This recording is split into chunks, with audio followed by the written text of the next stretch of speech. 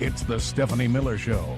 So I wanna say thank you, 'cause it makes me that much stronger, makes me work a little bit harder, makes me that much wiser. Thanks for making me fighter.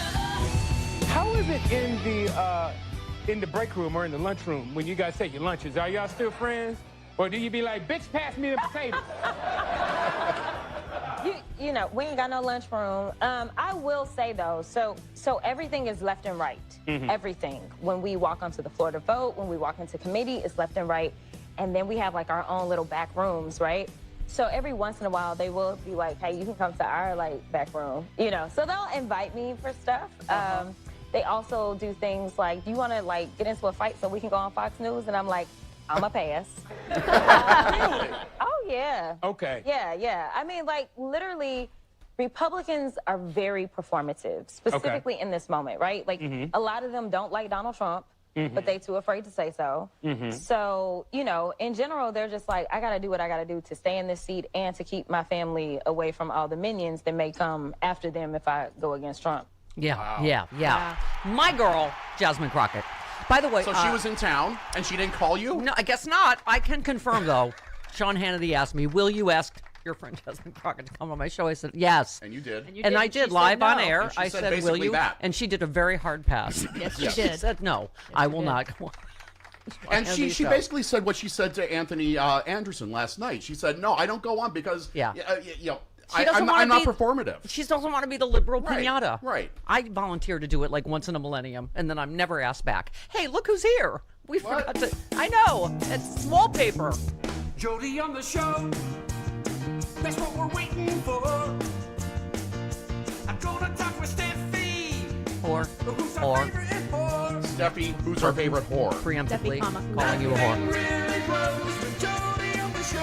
All right. With Steffi. We're going to need your mom as well because not only is everything still at show, but you've pointed out there is a spider hanging directly above me. It's a nightmare.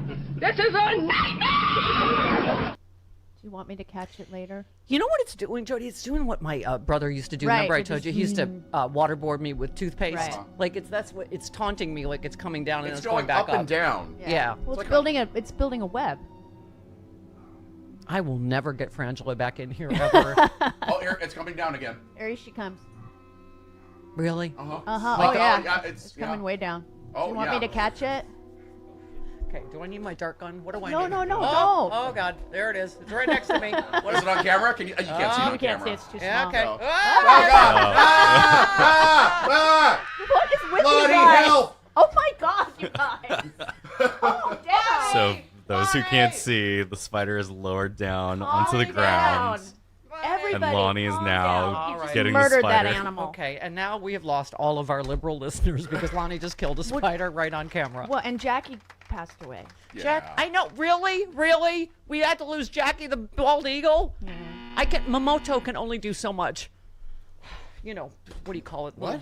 Traffic cone polar bear cub. Oh. Pay attention. It's all we have now. Jackie, Shadow.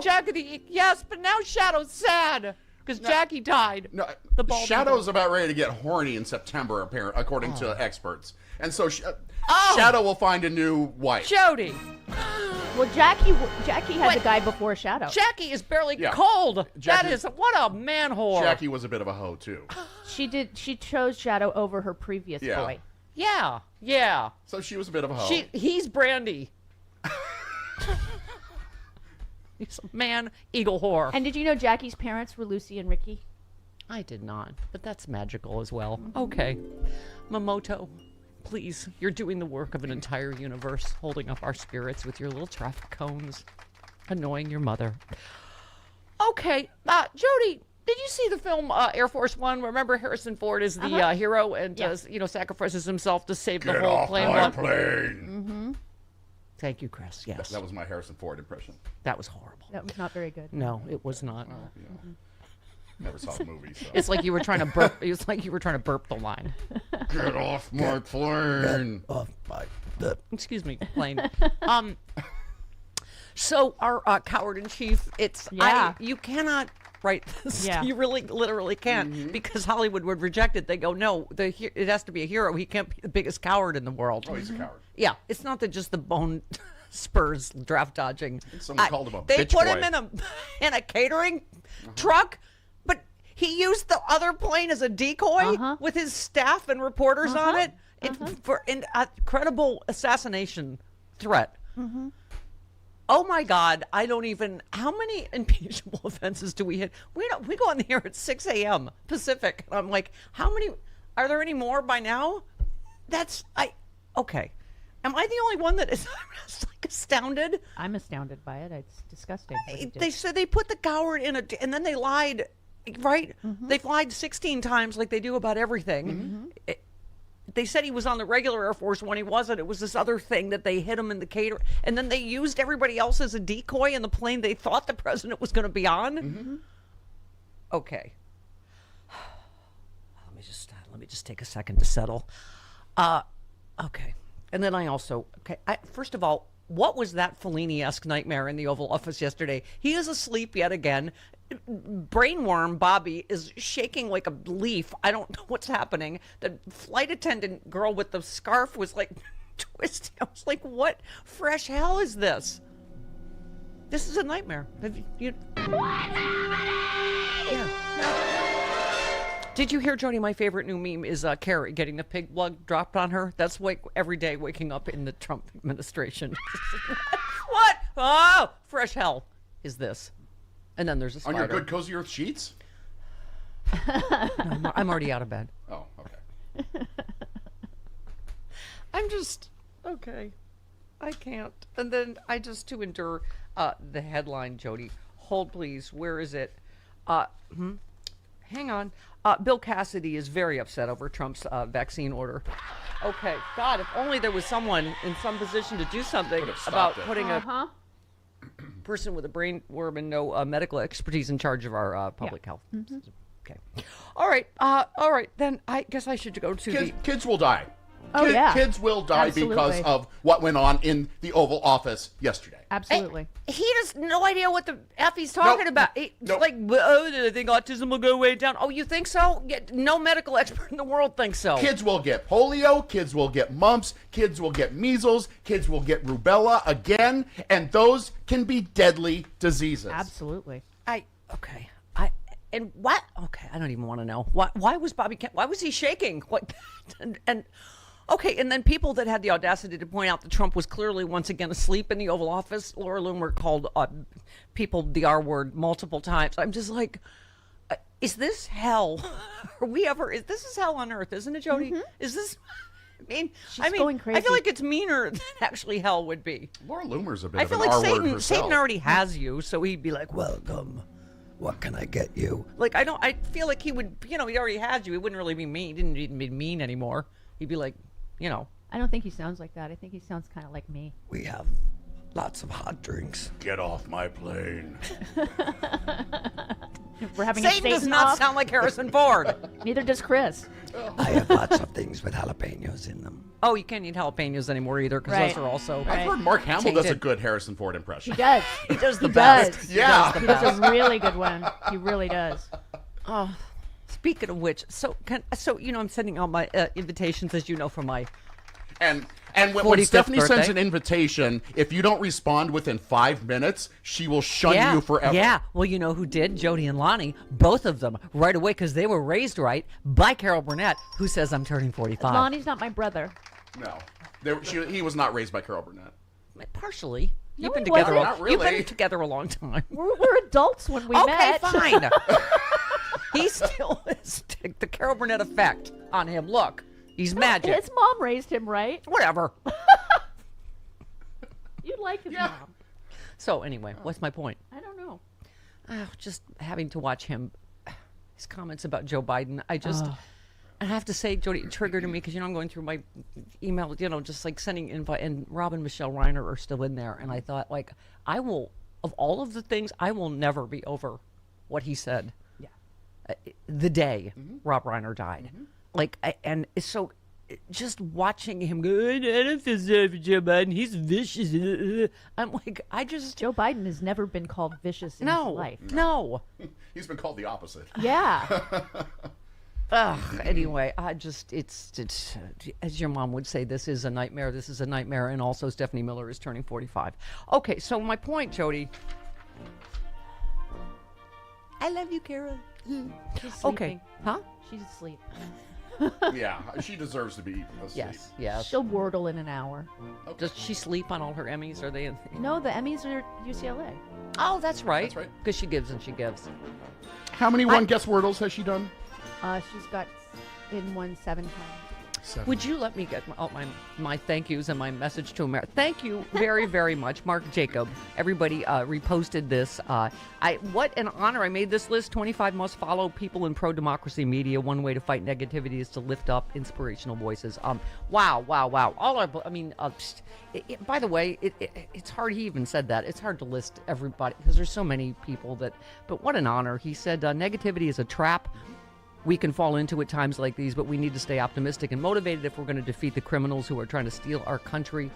Here's a subjective list of 25 bright stars. See, I'm an ingenue still. You're up and coming for over 20 years. I'm in the up and coming category. For over 20 years. I'm an ingenue. You're an ingenue that needs to use chapter as Mark Levin says, to go through your Medicare. And Vibrance.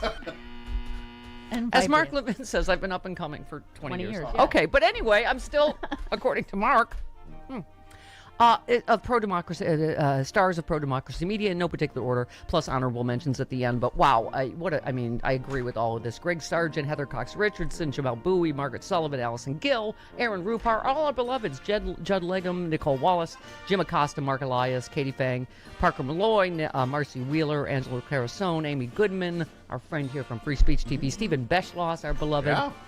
Jen Rubin, who we love. Oh, but let's cut down to the important part, and that is about Stephanie Miller. What do they say about Stephanie Miller? Oh, well, funny you should ask. I wasn't going to read that, but now that you've I read asked. it this morning. I already read it. She sent it to me like 3 times. I didn't realize. Not surprised. Did you see it? Okay. Talk radio is dominated by the right, and progressive voices can sometimes seem sincere but sleepy. The Stephanie Miller Show is an exception. We're sleepy. It's freewheeling, funny, and aggressively anti-MAGA. And then Rex Hupke, he said, like Miller, Hupke uses humor to get his point across. Mark, thank you so much. Please support Mark's work. He also does great work. Yep. Anyway, so thank you. We're all in this together. I mean, it's just, and there's so many more people. Yeah. There's lots of people that were saying, what about, and it's just, you could go on forever. Well, he did ask it to, if I missed anybody, put it in the comments. Yeah, and you can't, obviously, there's so many more John than 25. Fugelsang comes to mind. Yeah. Bob Seska. So many. Jody Hamilton. Brooklyn Dad Defiant. There you go. Yeah, so JoJo from Jers. Yeah, Jennifer Welch. There are a lot of people that didn't, I think he just was. Glenn Kirshner. He was probably going off the top of his head. Yeah, off the top of his head. But thank God, I guess who was on the top of his head? You were. Oh, not me. No, I'm sorry. Wait. no. Oh. Stephanie Miller. Isn't that weird that button is right above my name on here? So that reminds me of my mother. Yeah. Stephanie Miller. Yeah. Your mother was always disappointed in you. Yes. Remember, she told Baby Buchanan, and I don't know what it was, 1919, whatever. She said, "Oh dear, Babe, we hope it's just a phase she's going through." Okay. Yes, this liberal, you're so radical. Ooh. Hey, Jody. Yes. Chime in real quick. We were talking yesterday about all the fear-mongering and the Democratic socialists. Democrats in disarray. Here's what I think is we always say politics is a pendulum, and God knows we swung back really hard after Obama into this nightmare. Yes, we did. It's part of how we got here. This is what happens in politics. So I think clearly the pendulum is swinging back hard, and to me, I say great. Me too. And maybe at 28 or whatever, we'll get to more moderate, but I'm glad we're making moderate more to the left because, as we say and been screaming for years, every single issue, progressive issue, Americans are hugely behind. Absolutely. Every single Republican policy, they are hugely against. Right. So it's about time we go, these things are not communism or socialism. These are wildly popular ideas that mainstream Democrats are espousing. So good. Let's at least push whatever is considered the middle more to the left where it belongs. Well, Chuck Schumer is full-throatedly, that's the word I was looking for, supporting El Sayed, Dr. El Sayed. Yeah. Well, Which is good. I mean, it's Chuck Schumer was not saying much, and now he's like, yes, go, whatever you need. No, we're post-primaries now. It is all systems go. So. And we have Francesca Hong, who is in Wisconsin today. Our Yep. beloved Wisconsin. And next week is David Jolly's primary. Yeah. Oh, my God. We love him so much. Okay. All right, so we got a big Tuesday show. We got our Charlie Pierce back. We got our Mike Nellis back. Yep. And Jody Hamilton's here from the Political. 21 minutes not there after. anymore. You're the 26th most important person on that list. I'm way late. No, you're not. No, you're 26. No. You're like the Kevin barely Bacon had room of there. progressive radio. Yeah, you really are. 21 minutes after the hour. This weirdly, Pete, citizens getting shot in the face is not popular. Yeah, it's really one of the worst things, and we can't say enough about it if we don't see it every day. Right. But it's torn this country apart since the first Trump administration, obviously, when they did family separation, and you would see those images coming out. But this is the other thing that really has turned this country inside out and against this regime is that they're acting like authoritarian regimes of the past. And nobody likes it. Nobody likes it because people like their freaking neighbors. Don't get into your Seinfeld register on me, mister. Hey, but listen, I'll tell you what, abolish ice. They should abolish ice now. You know, what is with ice? It just melts, it turns into water. It's headlines like these, like the Gestapo. Lifelong Republican slams Trump after ICE detains fiancé. A 75-year-old man and self-proclaimed lifelong Republican has disavowed his support for Trump after his fiancé was detained by ICE and is now facing deportation. She was detained at the airport while trying to fly to Vegas. He said agents did not give him an explanation for her detention, did not identify themselves. He said she has no criminal record, added ICE said she overstayed her visa. She filed an asylum visa, and all their filings were timely. They really had no reason to arrest her. He said, I feel totally betrayed. I mean, you never think or never thought a guy like me would ever be involved in anything like this.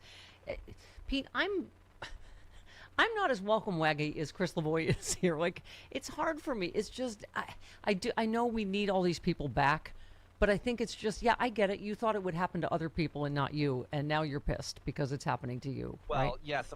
First of all, a lot of these MAGA men, I think they would let Trump perform prima nocta on their wives, but they draw the line at sending their wives away so that they can't still have them. I don't feel bad for these guys. I think that there's a lot of ignorance to go around, but more importantly, even everybody is saying this. Conservative MAGA farmers are saying, wait, I thought you were just going to get rid of the criminals. These guys all milk my cows. Right. Where are you sending them? Where are they sending the cows? He's just going to stay in his Seinfeld register until... Hey, there you go. Okay. Who? Pete, who are these people? Who are they? Who are these people? I thought they were just sending the criminals and rapists, not the people who are cleaning my hotel. You are a delight, sir. You know that? Oh, by the way, you posted way past time to start pressing political influencers and commentators on whether they accept funding and if they have artificially inflated follower and subscriber bases. I can attest. John Fugelsang is all man. There is nothing artificial there. Nothing is artificially pumped up. Oh, not to bring up your insane jealousy about John Fugelsang, but listen, my jealousy is more about his talent and his career, and yes, his looks. But I'm also still an honest person. I've seen everything about John Fugelsang, and he is the palest person I know. He is. He is nearly translucent. Well, and yes, also Stephanie has directly asked George Soros himself for money, and he said, yes, I am the heir. I said, since I'm accused of taking so much of it, could I have some? And a resounding no. A resounding and immediate no. An immediate no. Yes. Yes. Yeah. Yeah, I mean, I think people should be transparent about their funding, and they should be transparent. Speaking of John Fugelsang, the fact that a lot of people don't know this, he auditioned for and got 2 callbacks for Casper the Friendly Ghost. Did he? I did not know that. I'd add to his resume. Yeah. Yep. I thought it was him in all the what films are the Twilight? Is it the vampire movies? Yeah. I assume that was him. Oh. John, he did get cast as Powder, though. If anybody gets that reference. Oh my God! Yes. Anyone? Wow. Powder. By the way, we were talking about Mike Rogers' wife. Can I just say my future wife list, who has gone to the top, is Mrs. Fauci. Did you see her flipping the? She flipped no, I didn't see this. What? She flipped the bird at a photographer. She was seen flipping her middle finger to New York Post photographer who were harassing them outside their home. I love it. Right on. Fauci. Free bird, Mrs. Fauci. By the way, just this, Mike Rogers is trying to scare fearmonger, and so are other white male Republicans or Republicans, Nancy Mason, others, about Abdul Saeed and any other Muslim. They're going to be like Sharia fundamentalist religion, but they are fundamentalists. They are Christian nationalists. Mike Rogers didn't even let his wife speak in his commercial. Yeah. Yeah, she seemed in a good mood about it. They vote against women's rights every opportunity they get. I mean, like, it's just bizarre to fearmonger and say that this guy's a crazy Muslim is going to make women wear burqas. Yeah. What? You won't let women go to the hospital.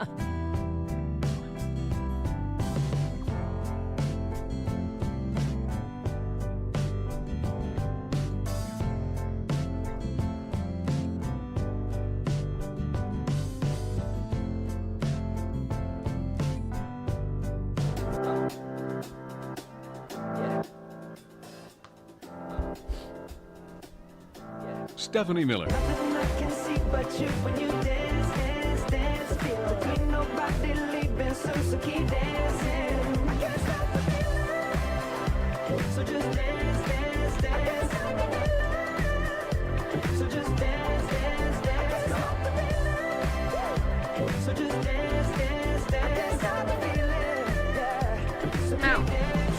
Technically, that's untrue, right, Sam? You can stop them. You could just push a button. See? Stop the feeling. He just stopped it. Yeah. This can't stop the feeling. Oh, well, I stopped that too. I stopped having all feeling. I've been dead inside now for quite some time. Yeah. Okay. Yeah. Well, I mean, to deal with the Trump administration, you kind of have to be. Yeah. I've been dead inside since way before Carol Burnett said I was however old I am. Okay. And you've been bitter. So bitter since the 5th grade. Don't you feel like you should bring her to my birthday party so she can confirm, so everyone can greet me at the door with the official happy Carol Burnett approved 45th birthday, Steph? No. That's the password. No. Also, put the candle back. That's how you open the gate. Okay. No. Fine. Okay. She has called you on your birthday. You didn't prepare me for that. I had to do an interview. Like, what now? It's who? She probably got up early for that, too. That's what I said. That was the whole interview. No, and then you put her on hold, and Travis was like, talk to her while she's on hold. Because it was the old system, remember? I don't remember. I was terrified. My sphincter had snapped shut. Okay. She just she prank called me. She had my lifetime hero prank call me without warning. You are a scamp, Jody Hamilton. Okay. And now she has your number. Christopher.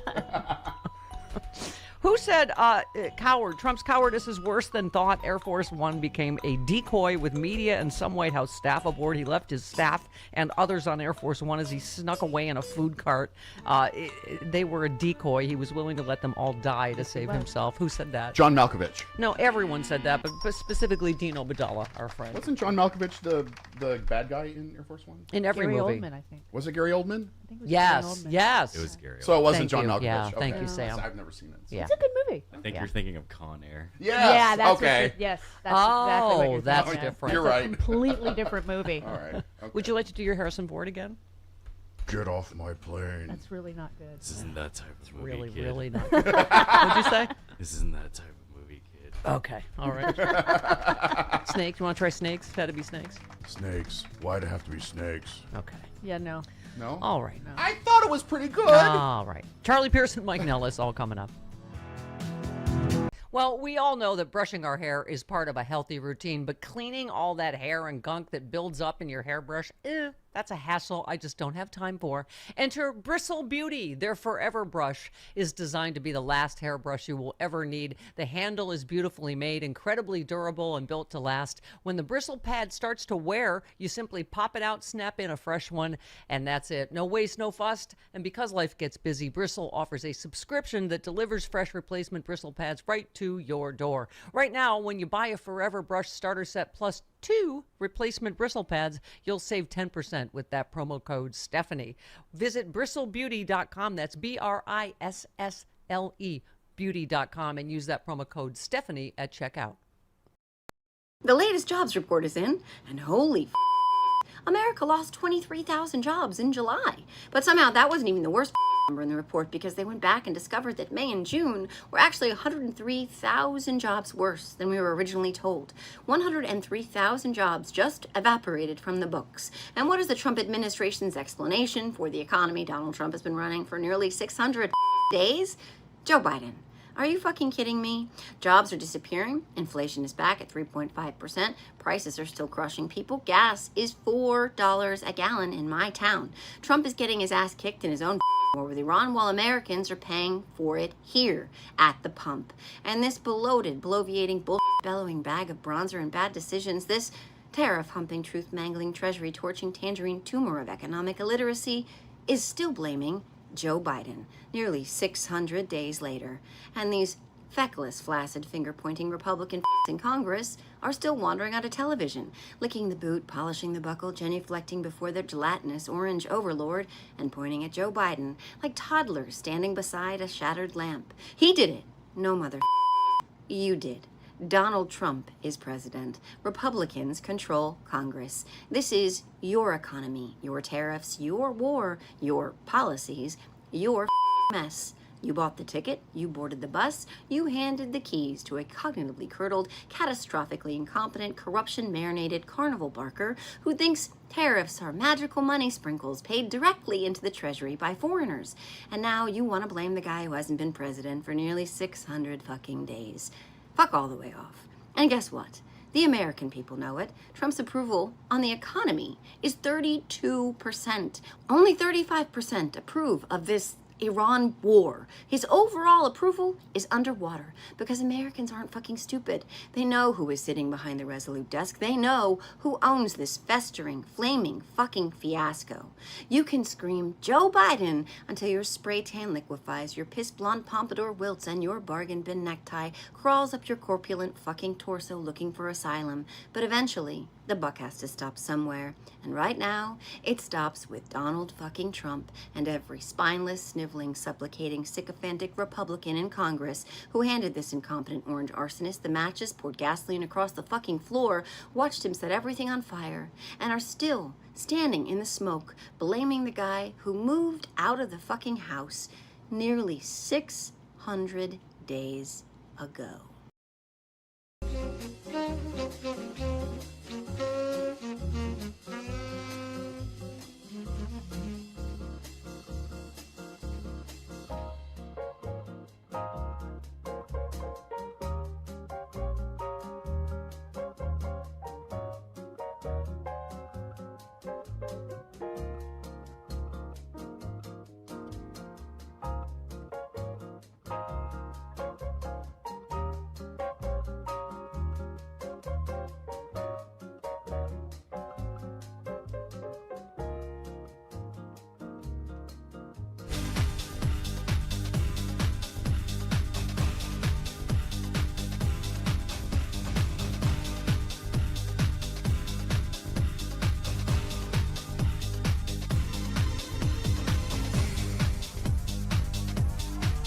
Thanks to President Trump and Republicans and common sense policies across the board, our country is safer, our country is more affordable.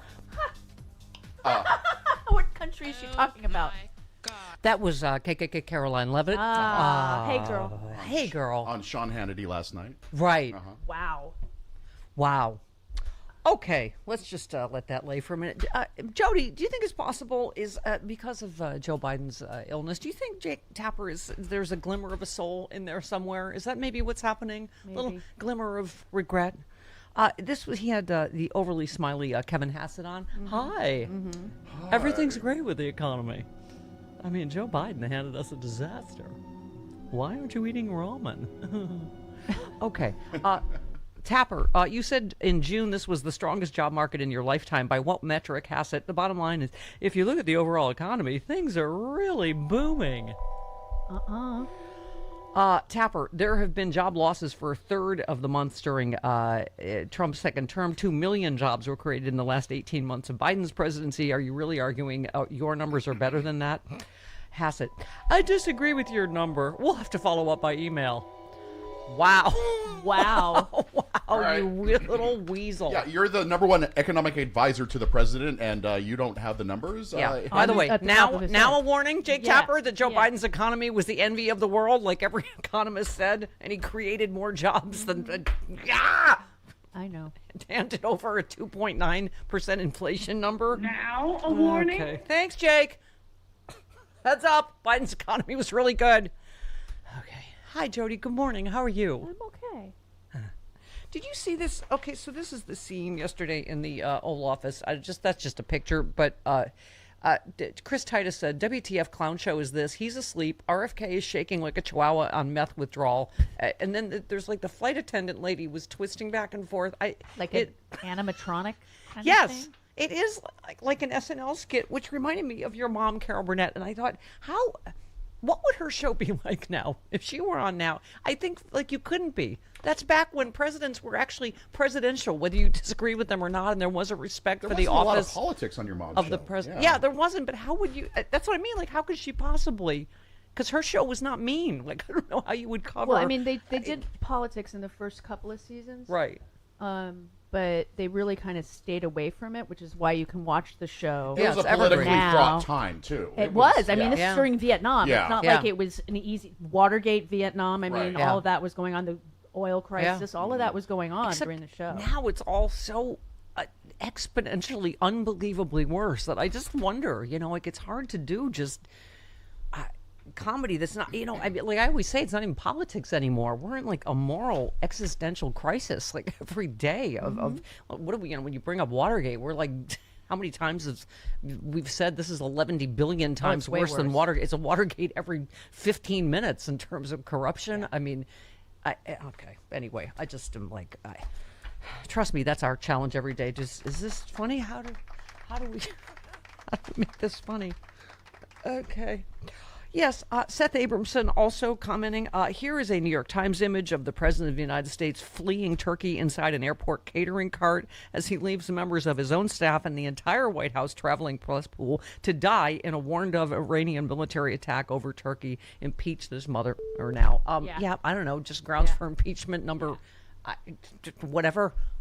It's not even, the sun is barely up out here in Los Angeles. I mean, it's up, but you know what I'm saying. It's early for our first up. impeachable offense. It's up. It's up. I mean, can you only imagine if it happened, and Trump would say something like, "Oh, it's too bad." Like it's just like you can imagine, right? Mm-hmm. I need my boo boo foo foo. Oh, my little foo foo foo foo foo. Hi, Karen in Chicago. Hi. Hello, Schmoopy Bear. Oh my gosh, yeah. You saw that spider? Did you see that spider? Oh, yeah, I did. I saw it. Oh. I saw it, and it landed right next to Stephanie. Yep. And Mm-hmm. Lonnie, you're going to be in trouble because Yeah. your wife doesn't like that. Yeah. No, I'm with the spider Yeah, cabal. yeah. No, you Jody capture usually spiders lets and put them go. outside. That's, you know what? That Yeah. spider was one that Jody let go and came back because they know dumb Jody's Because here. it found food, and And Jody will take us on a picnic again. Right. We're going to go on a road trip. All right, go ahead. Okay. Leave my fellow redheaded girl alone. I'm not a redhead anymore. I do. Oh, that's right. You keep killing it for me, Jody. Okay, so I just want to say a few things. First of all, I get to hang out with Jill Linebags today. Yay! I'm very We love excited. her. We're going to lunch together. Aw. Yes, and name then dropper. the other, yes, the other thing I want to say is I want to smoke whatever Cake of Caroline Levin is smoking, No and kidding. the other dude that went on there and is trying to tell us that everything's fine. The thing of it is the disapproval ratings do not reflect that, so I wonder why. And I wish Jake Tapper would have asked. But why aren't people feeling it? You There you say go. that everything's fine, but why aren't people feeling it? Yeah, all the questions But they asked what when I- Biden you was know, president. Yeah, I mean, but you're right. It's just, Exactly. it's. I guess I'm glad they're taking this strategy. All of them, just telling us everything is great, and Yeah. you're idiots. You know, you're Yeah. if you don't think Exactly, so. because none of us are I mean, none of us they are gotta- feeling it. Their voters are they're- not feeling it. They're going right? to stick with their awful Max. What's his name? Miller. Yes. No, yeah. Well, that's because yesterday They're was the pumping deadline. more money into his campaign. Yeah. This is this tells you how awful this party is. Filled with awful Exactly. people and But cowards like Bill Cassidy. Can I ask? Yes. Can I ask you? So he's hiding on a catering truck while he sends journalists and staffers on Air Force One as a decoy. I mean, we cannot lose sight of how awful that is, how horrible that is. But I want to say this too. This man is the biggest coward. Remember back when there were Black Lives Matter protesters in Freedom Plaza and he was hiding out in the bunker? Yeah. But we're supposed to believe that Butler wasn't staged with a fist bump, him popping up? Sidebar, Your Honor. What food cart is big enough for that fat? I'm just asking. Is it? It was a giant. I mean, truck first the thing. supersized that meal because it's. If you look at the picture, you can see how big it is. Oh, really? Yeah, you can stand up in it. It's like a container, Yeah. not so much a little. It was a like a shipping container. It was a shipping to container contain his fat Basically, was that. ass. Oh my Okay, got it. gosh. Mm-hmm. Yeah. All right. No, but we're supposed to believe that Butler was not staged. Yeah. You know, with him popping up with the fist bump. Yeah. I mean, because I he's don't so buy alpha. any of that. Yeah, he's so alpha. Oh my God. Yeah, exactly. Yeah, and I thought Anyway. Iran was completely decimated. Really, so he's just like a little bitch hiding in a food cart. How much food did they have to put in there with him? Because you know he can't go without. He was probably sleeping. They probably had to like put like a hamburger on a string. They and, did. They yeah, put some fries. McDonald's in there. Yeah. Okay. I'm sorry, Donald Trump's made me mean. It's just, I don't. Is there somewhere we can go like to get, we can get deprogrammed and like I don't know something? Can't we just like get free massages and BJs and There are stuff? these pills that Something. in the TV series Silo that this How one would you character get a takes. BJ? You know what I'm saying? Just free massages and oral sex for everybody. Okay. We're gonna need a lot of healing, Chris. We're all gonna need, There's and this- we're gonna need to like find our kinder, gentler selves again, right? On the series Silo, there's this character that takes these vitamins Yeah. that makes her forget.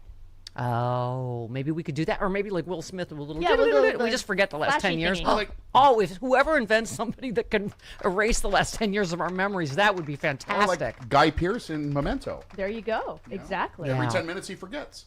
Or Dory. Dory. We Dory. could all Dory ourselves. We'll be like, what now? Or What now? 50 What First happened the Dates last or 10 whatever years? that was with Drew Barrymore, where she would wake up in the morning and forget everything. Oh, Or right. every- 50 First Dates. Yeah. Or that every was soap cute. opera, with amnesia ever made. Oh yeah. We can ask John Oliver about that since Yeah. he's a soap opera king now. That's probably modeled on me. I just keep making the same romantic mistakes over and over because I forget.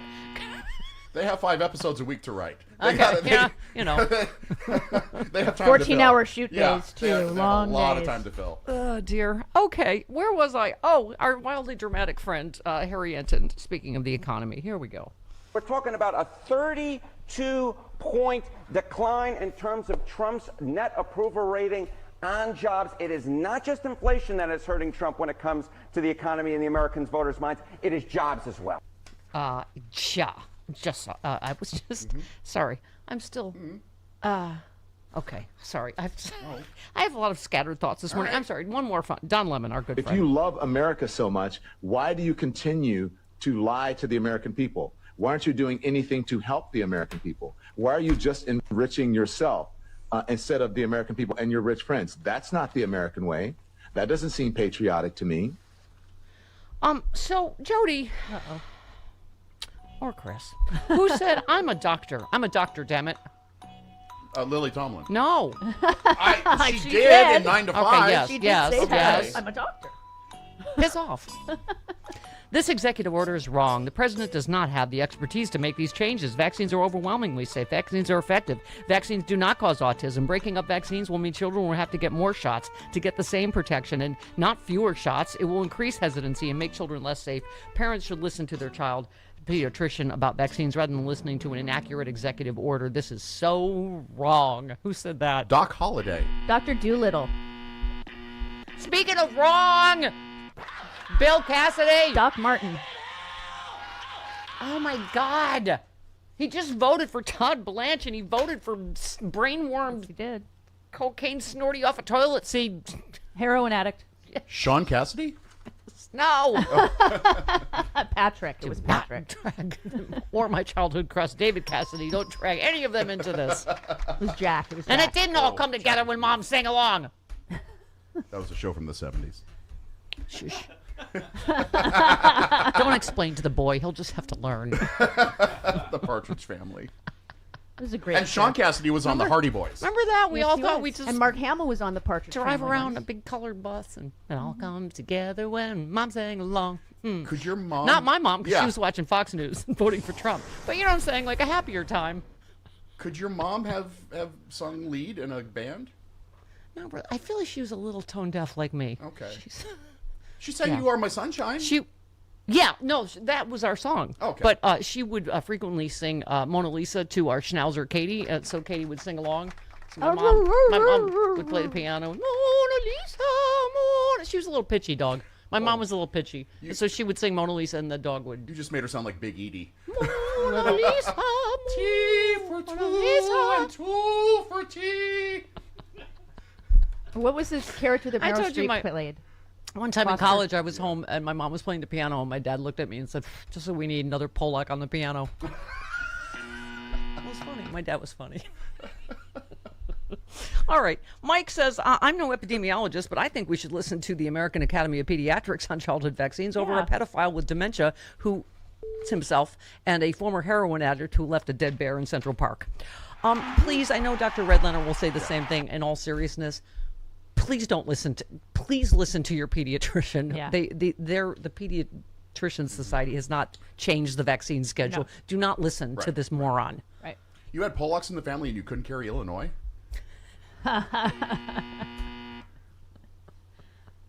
My mom once had to go give a speech in Polish, and she didn't really speak Polish. No. Oh, no. Oh, God. It did not go well. No. My grandmother wrote it out for her. Yeah. Oh. Chicago is the only place I've ever been where I've heard Polish spoken on the street. Yeah. Yeah. Well, I lived off Pulaski. I know. Yeah. Yeah. Yeah. We get a good pierogi up there, boy, I tell you what.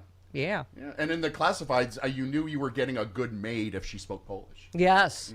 Wow, that was classist and elitist. Okay. They listed, Polish speaking maid, and that was like a badge of honor. My mom taught me to polka. Oh, was that close enough? Okay, 47 minutes after the hour. In other local news, Louisiana warns of flesh-eating bacteria outbreak. Hooray! just about And to you say get that. a horrible 5 people have antique died. disease, and you. I'm sorry, what? 5 people have died from it. Can so- Bobby Kennedy get a handle on all of this and stop doing his cooking show, for God's sakes? God. Someone said us in 2026. It's the scene from Carrie where every day we wake up just In doused pig's blood. in pig blood. Yeah. It's like, what? Yeah. Flesh-eating bacteria? Yes, You know. 9 people have been infected. You are correct. 5 have died. Okay, I guess you get it from shellfish or, I don't know, from being selfish with your vote and voting for Trump. Yeah, something. it's raw oysters, Yeah. That's a favorite. Yeah, down I there. know. I know. I love oysters. That's why I ignored, the oyster guy from Maine's families at first. I'm like, I love oysters. Oyster guy. Oh, he's problematic. Okay. Well, not because of the oysters. No. No. Does anybody know, was he a good oyster farmer? don't Was know. he good at that? I don't know. I don't Why know. do you? I don't know. I don't know. I wasn't paying attention. I'm like, oyster guy. Now I'm like, lumberjack guy. Just do it. I don't care. Is lumberjack guy a good lumberjack? Who can say? I don't know. Let's ask his blue, See, I think these his are blue important. ox babe. It's like I always wondered, the Haktua girl, was she actually good at? I don't know. I don't think We're anybody's paying it- asked her. Right, exactly. Or maybe not ask her. Rude Pundit, your latest piece is spoke just like you were speaking directly to my soul. It is entitled "America Crazy and Now Has to Deal with the Mess." And you write, as a rude young man, I was given a piece of advice that has stuck with me. It's simple in its wording, but it has helped me immensely throughout my life. It was, don't crazy. Now, the thing about crazy is that the thing can be incredible. Yes. Yes. America crazy in 2016 and then decided it had not learned its lesson, so it forgot about the hundreds of thousands of COVID deaths and decided to crazy again in 2024, and that's what's happened. Crazy took over the joint, and never have I seen such a remarkable analogy that speaks to me, Rude Pundit. But you're right, we are here in the carnage now. We have all been there. We've all Yes, we given have. in maybe this time crazy won't be so bad. I know, we're like, And, can we get a national restraining order? What happens now? Like what? Yeah. But I thought impeachment was a national restraining right? order. Yes. How do we throw his clothes on the driveway and light them on fire? How? You don't out crazy. No, That's the thing, you said you got to be smarter than crazy. You said any objective looks around shows us that we are reaching depths of crazy that should make all of us wonder how we could ever recover. It is insane that the President of the United States, as Maggie Haberman said, is spending 70% of his diminishing mental capacity on renovations at the White House and around D.C. It is insane that the leader of the free world is more concerned about, I don't think I can say that word, Jing, gold all over the statues than making life easier for anyone. The entire reflecting pool episode is utterly deranged. They arrested people for touching floating shreds of the lining and pretended they were terrorists, and Trump is still standing by that assessment. What the... That is really, that's the phrase of our time. What the... Right? Yeah. I mean, what else do you say to all of this? You sit there and you go, how are we talking about the friggin' lining of the reflecting pool? Who cares? You did a bad job. You rushed it because you for some reason you had to have it done by July 4th. You hired your golf course guy who doesn't know a thing about... Who probably gave you toupee advice too, considering. There you go. That's how you end up with that wig. Someone said that looks very natural, sir. No one will notice. But on the dark side, you said Trump's actions have killed hundreds of thousands already on top of his COVID death toll, and the bloodshed is really just gearing up. America, crazy. It didn't listen to the most basic of relationship advice, and you said it'll take years to get some back to normal. Of course, knowing America, once a Democrat straighten things out, we will crazy again. That's exactly what I said off the top. I was looking for this meme that you've probably seen. I'm so tired of the U.S. cycle where Republicans kill our economy, move wealth to the richest 1%, and start a war, and then Dems have to clean it up. And then once we get on the right path, Americans are impatient or they fixate on some GOP-created culture war, and they think that they should have fixed it all in less than 2 years and reelect the liars who got us there in the first place.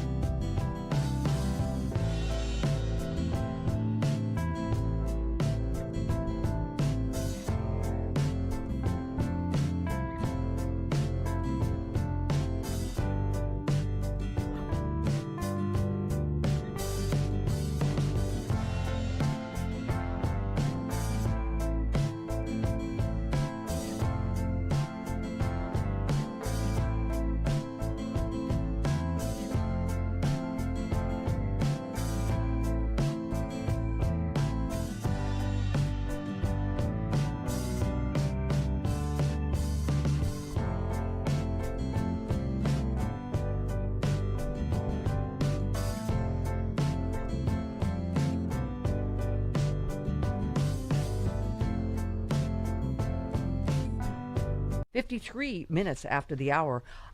Thank you, Martin. He said, no, trans people aren't trying to get into your daughter's dressing room. You're thinking of Trump. Thank you.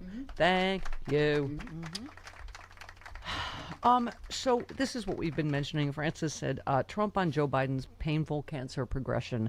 If you feel sorry for him, don't feel so sorry because he's cruel. What he did to his political opponent, all the people he hurt. He hurt a lot of people, so I really don't feel sorry for him. I hope when it finally happens to him, he's in pain, he's afraid, he's alone.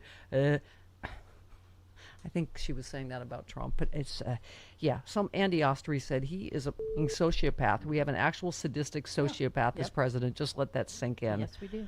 And he's made sociopathy okay among his followers. Yes. And that's what really sucks. It's just, it's hard to get your mind around the cruelty and the fact that he's president.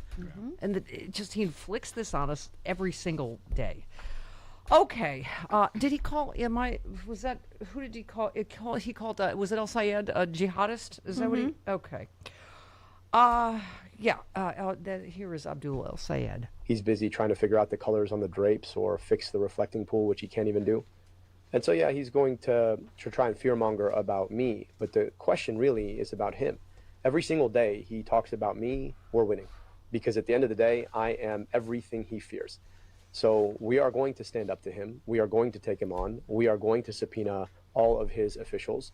We are going to fight for the affordability that he doesn't even care to fight for. Yeah. This was the story I was talking about, Jody, but it's just, it seems like there's no bottom now to the meanness. Like, this was so this is Laura Loomer. So when people posted that he was obviously sleeping again in the Oval Office, because again, it's not pictures, it's video. Right. You can see him, because yes, I get it when, somebody blinks or they look down or they're reading and you take a still shot. That's not, we've seen him multiple times on video, in cabinet meetings, on and on, in the Oval Office. At NATO. She posted, so Aaron, I think it was Aaron Rupar just said, holy, Trump is out, posting the video. And she said, he is looking down. He's not sleeping. God, you people are such retards. Trump is literally nodding his head. Imagine saying someone is sleeping every time they close their eyes for 2 seconds. Are you really this retarded? He's nodding off, not nodding his She had to say it twice. She had to just keep saying it, right? I mean, it's just... And we're the ones that have Trump derangement syndrome, We right? heard the cartoon snoring. Yeah, exactly. Yeah, and the cartoon birds. Yeah. Seth, our homo of hope, we desperately need you now and your hope. Hello. Hello, Homos Politics Bar, Jody and Lonnie, and Sam. I have to say, Sam, I've been remiss to say you have the best hair. I think next time Trump gets a wig, he should get a Sam. Yes. So anyway. Sam, you should put out a line of wigs. Does it come? Are the dimples sold separately? Yes.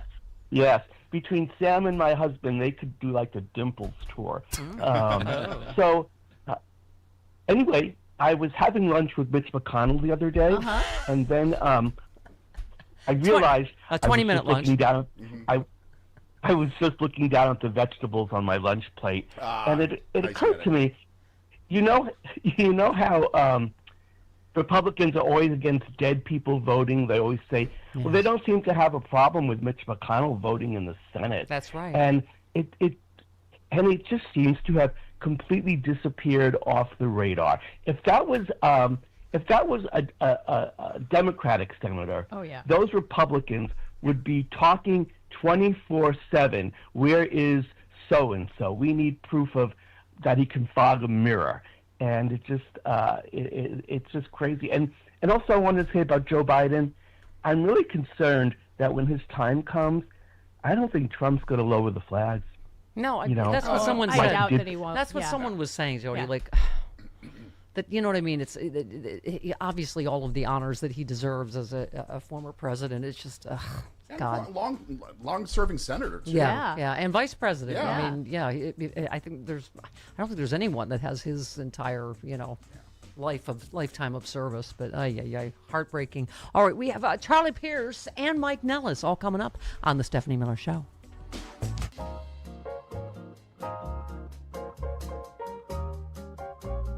Well, if you're a homeowner, you need to listen to this. In today's AI and cyber world, scammers are stealing home titles and your equity is the target. Here's how it works. Criminals forge your signature on one document, use a fake notary stamp, pay a small fee with your county, and just like that, your home title has been transferred out of your name. Then they take out loans using your equity or even sell your property. And you won't even know it's happened until you get a collection or a foreclosure notice. So when's the last time you checked your home title? If your answer is never, like mine was, you need to do something about it right now. That's why I have partnered with Home Title Lock so you can find out today if you're already a victim. Go to HometitleLock.com/Stephanie. You will get a free title history report and a free trial of their $1 million triple lock protection. That's 24/7 monitoring of your title, urgent alerts to any changes, and if fraud does happen, they'll spend up to $1 million to fix it. Find out why I trust Home Title Lock. Protect yourself like I did. Don't be a victim. Protect your equity today. Go to HometitleLock.com/Stephanie. One more time, HometitleLock.com/Stephanie.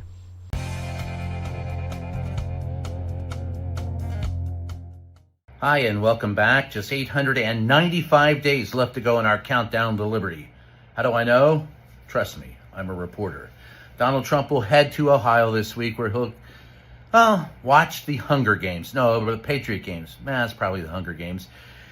He heads back to D.C. this weekend after enjoying himself at Bedminster and golfing and having fun and avoiding the fact that on 30 different occasions he's told us that the end of the war in Iran is upon us, but today he was rebuked by none other than Benjamin Netanyahu, the guy who's actually pulling the strings in the war in Iran from Israel. He doesn't like what Donald Trump has put on the table for dealing with Hamas. So we're still at this war, though. We've been told 35 times to 40 times that it's over with. Hell, we've been told at least 24 times that the Strait of Hormuz is open and we control it. None of that's true. But stay tuned for the Hunger Games. It's going to be fun. Why? Trust me, I'm a reporter. See you next time.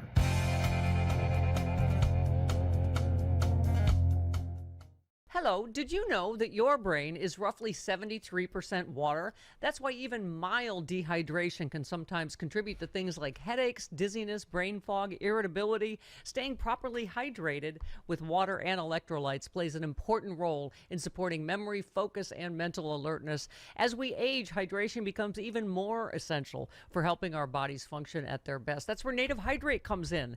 Native Hydrate, 100% natural, with a thoughtfully designed formula that includes BCAAs and all 9 essential amino acids to support muscle recovery, strength, overall wellness. It helps replenish key electrolytes to support your body's natural energy levels, free of artificial flavors, sugars, dyes, only 5 calories a serving. Every order comes with a 365-day money-back guarantee. Try it risk-free at nativehydrate.com/Stephanie. See what it can do for your hydration and wellness. Yum, yum, yum.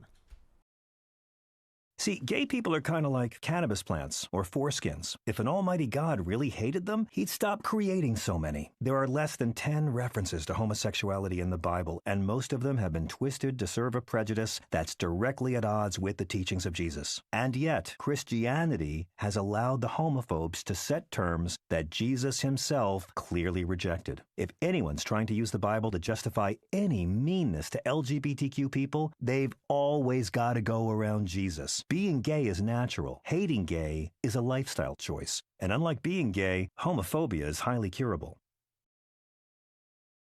The latest jobs report is in, and holy America lost 23,000 jobs in July. But somehow that wasn't even the worst number in the report, because they went back and discovered that May and June were actually 103,000 jobs worse than we were originally told. 103,000 jobs just evaporated from the books. And what is the Trump administration's explanation for the economy Donald Trump has been running for nearly 600 days? Joe Biden. Are you fucking kidding me? Jobs are disappearing. Inflation is back at 3.5%. Prices are still crushing people. Gas is $4 a gallon in my town. Trump is getting his ass kicked in his own war with Iran, while Americans are paying for it here at the pump. And this bloated, bloviating, bellowing bag of bronzer and bad decisions, this tariff-humping, truth-mangling, treasury-torching, tangerine tumor of economic illiteracy, is still blaming Joe Biden, nearly 600 days later. And these feckless, flaccid, finger-pointing Republican in Congress are still wandering out of television, licking the boot, polishing the buckle, genuflecting before their gelatinous orange overlord, and pointing at Joe Biden like toddlers standing beside a shattered lamp. He did it. No mother. You did. Donald Trump is president. Republicans control Congress. This is your economy, your tariffs, your war, your policies, your mess. You bought the ticket, you boarded the bus, you handed the keys to a cognitively curdled, catastrophically incompetent, corruption-marinated carnival barker who thinks tariffs are magical money sprinkles paid directly into the treasury by foreigners. And now you want to blame the guy who hasn't been president for nearly 600 fucking days. Fuck all the way off. And guess what? The American people know it. Trump's approval on the economy is 32%. Only 35% approve of this Iran war. His overall approval is underwater because Americans aren't fucking stupid. They know who is sitting behind the Resolute desk. They know who owns this festering, flaming fucking fiasco. You can scream Joe Biden until your spray tan liquefies, your piss blonde pompadour wilts, and your bargain bin necktie crawls up your corpulent fucking torso looking for asylum. But eventually, the buck has to stop somewhere. And right now, it stops with Donald fucking Trump and every spineless, sniveling, supplicating, sycophantic Republican in Congress who handed this incompetent orange arsonist the matches, poured gasoline across the fucking floor, watched him set everything on fire, and are still standing in the smoke, blaming the guy who moved out of the fucking house nearly 600 days ago.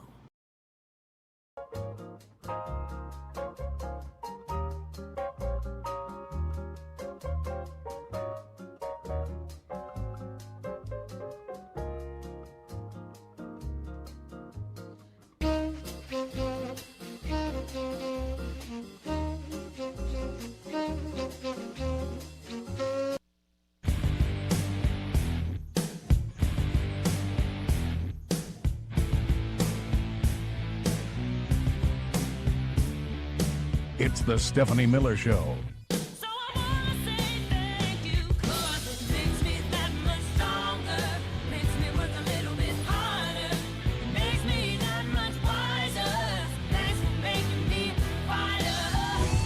You worked as a criminal defense attorney. Yes.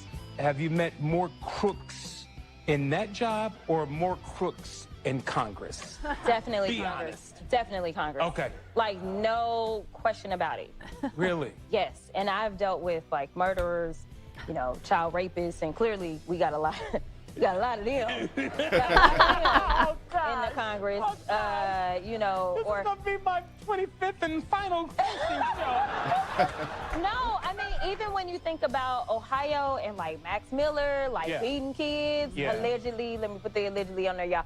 I mean, like, there's a lot going on, like putting water on his, he was doing a lot. I'm just saying, like, there's a lot of nonsense that's popping off. Yeah, Jasmine Crockett, spitting truth as usual. Yep. Yeah, we mentioned this earlier. This is this party. White House pressured Ohio GOP to leave Max Miller alone. I guess we're lucky he even performs for us. Members of Trump's political team asked Ohio Republicans last week not to wage a public pressure campaign against embattled GOP Representative Max Miller after they became increasingly convinced he would not end his election bid. Their engagement came as Miller insists he has no plans to withdraw, so he's missed the deadline now. That was yesterday, yeah. Despite very serious allegations, obviously, of domestic abuse. And okay, all right, that's their party. There you go. Yep. That's your GOP. So this was a little disturbing, Jody. Tennessee Holler posts, you have the right to, this is an interview with Trump, you have the right to declare a national emergency for elections. Trump, let me just say that, stranger things have happened. I'll leave it at that. I mean, we keep saying it, but he will stop at nothing. I know we keep winning in the courts and all that, but what's your main concern about the midterms? My concern is your swing districts. Yeah. The ones that are leaning Yeah. Democratic. If they do send troops, whether it's ICE or somebody Yeah. else, that's against the law. Right. So Right. none of the votes would count then. Yeah. For anybody if they send troops. That Yeah. election's done in that area at that Yeah. point. Then what happens? Yeah. It's the same plan for Iran. Is that what he said yesterday? He's like, we'll see what happens. You'll see what's happening next. He doesn't know what's happening next, right? He doesn't know. Apparently, we just fired upon a ship in the Strait of Hormuz. Oh, great. did we? I thought Oh. we were running it now. I thought we were. He said that yesterday too. Yeah. We're in total control. There's no Right, they control got all the Strait mines except out. us. Yeah. Really? Oh, yeah. Okay then. Wow. Eastwood says a lawyer and failed businessman teamed up to rewrite America's childhood vaccine recommendations because apparently decades of medical research, epidemiology, pediatric expertise were missing. The one thing they really needed, two guys with no medical training. Have we mentioned once again, please parents, do not listen to this cast of lunatics. Nicole said, okay, so like he's asleep, totally knocked out. The scarf girl is swaying the whole time like she's bored or confused. The heroin guy is shaking like a leaf, withdrawal symptoms. What fresh hell is this mess? I don't. Is Saturday Night Live's off for the summer, I guess? Yes, they are. Okay. I don't even know how you write that sketch. You don't have to. You just do that. Yeah. Just that. Just that. Okay. Lori says, how is it possible for a man to fail at virtually everything he has ever done in his entire life, yet succeed at breaking the reputation of the strongest nation in human history? That's a question historians are going to be asking, I would think, for quite some time. Okay, and Jody, are you having your COVID PTSD re-triggered like most of us? Yeah. Maxwell says, the thing that radicalized me more than any other was COVID-19. I naively believed that human beings as a group would recognize the seriousness of a public health crisis of that magnitude and act accordingly. The opposite was true. So many not only rejected reality, but behaved in such a way to maximize illness and death. Those who now demand redress from the rest of us, claiming that they were right, tried to create the most possible casualties and discourage vaccination, learn nothing. I mean, trying to rewrite what we just all went through and 1 million of us died, it's just, re-traumatize is not even the right phrase, right? Yeah. Okay. I'm not magnetic anymore after my first vaccination, so I'm bummed. I stuck you to my refrigerator for quite some time. I was so proud. I was so proud of you. I just did this with my hands and arms. I can't stop picking onions in the field. Right. Because Chris had to claim to be a migrant farm worker to get vaccinated before I was everyone an else. He cut the line, Sam. I was an agricultural Daddy's worker. a bad man, Sam. I wanted life again. Jean vie. Chris, please, I want to live. Yes. That's why. I'm sorry. Please let me go first. Yeah, Chris is the guy in the Titanic that pushed all the women and children Billy out of the way Zane. to get in the rowboat. Yeah, you're Billy Zane. Yeah, Exactly. you're Billy Zane. Yeah. Okay, here is also the odious Baby Goebbels, Pee Wee German, Stephen Miller, also with absolutely no medical background of any kind. Here we go. Pressure from the pharmaceutical industry and from aspects of the medical industry to pump your kids full of shots days after birth with no understanding of the long-term consequences. Oh my God. Has been a medical travesty. This is an issue, Mr. President, that you have been leading on for years, and of course the man to your left has been leading on this issue for years as well too. It's a really incredible moment to stand here today and finally see the concerns of parents around this country addressed. Okay, let me do my impression of Bobby Kennedy from yesterday. He was shaking a lot. He had a piece of paper. He was shaking. Just adding that to my impression now. Okay, that guy? We're supposed to listen to that guy that snorted coke off a toilet seat. Okay. All right, speaking of Stephen Miller, the lovely and talented Mrs. Miller, Katie? Yeah, her again. Wow. She's nice. I had not heard all these fun facts previously. I know. And I thought, I'm a disaster, dating-wise. Wow. David says, I know many of you have dating troubles, but Katie Miller's roster consists of Stephen Miller, Elon Musk, Steve Bannon, and Eric Swalwell. Wow. They're all bad. Wow. Yeah. She was kind of whoring around D.C., wasn't she? She certainly was. Ew. Yeah. And she ended up with Miller? Oh, she has kids with Miller. Oh. Are they vaccinated? What is it? Is it Rude Pundit said that? Oh, yes. He looks like a Nosferatu to blobfish. Yes. That's exactly what he looks like. Yeah. Okay. All right. Do we have D.L. Hughley on this whole vaccine and COVID? Trump had no problem trying to take credit for the vaccine, and now he doesn't want any responsibility. You did such a slipshod a job with the virus. You got 8 million more people voted Joe Biden. 8 million more people. People are forgetting how bad it was, and the virus Corona was bad enough, but we had an influx of stupidity. Yes. Is there a vaccine for the stupid? Can we ever get rid of the stupid? It's hard to say. Well, then Just idiot say of the you're an week agricultural worker and you can get it. You know, you can get it in line. Well, we need idiot of the week, so we need some stupid out there. Yeah. Okay. Oh, that's true. Yeah, just for Frangela. Right. Okay. All right. Ow, my knee. Yeah, I heard that. What did you? Ow. I was doing a reflex test now that I'm getting old. Yeah. Okay. There's equipment down there that you can't be kicking. I didn't mean to. It was involuntary. Oh, by the way, that's all the speculation now why Trump does the thing tapping his leg all the time now. Lots of medical experts speculating. Have you seen him do that? No, I haven't. When he's walking, he's tapping his leg. Everyone's, what is that fresh weirdness? And they're saying it's a physical therapy thing after you've had a stroke, or it can also be dementia related. It's just, they're all weird. Okay.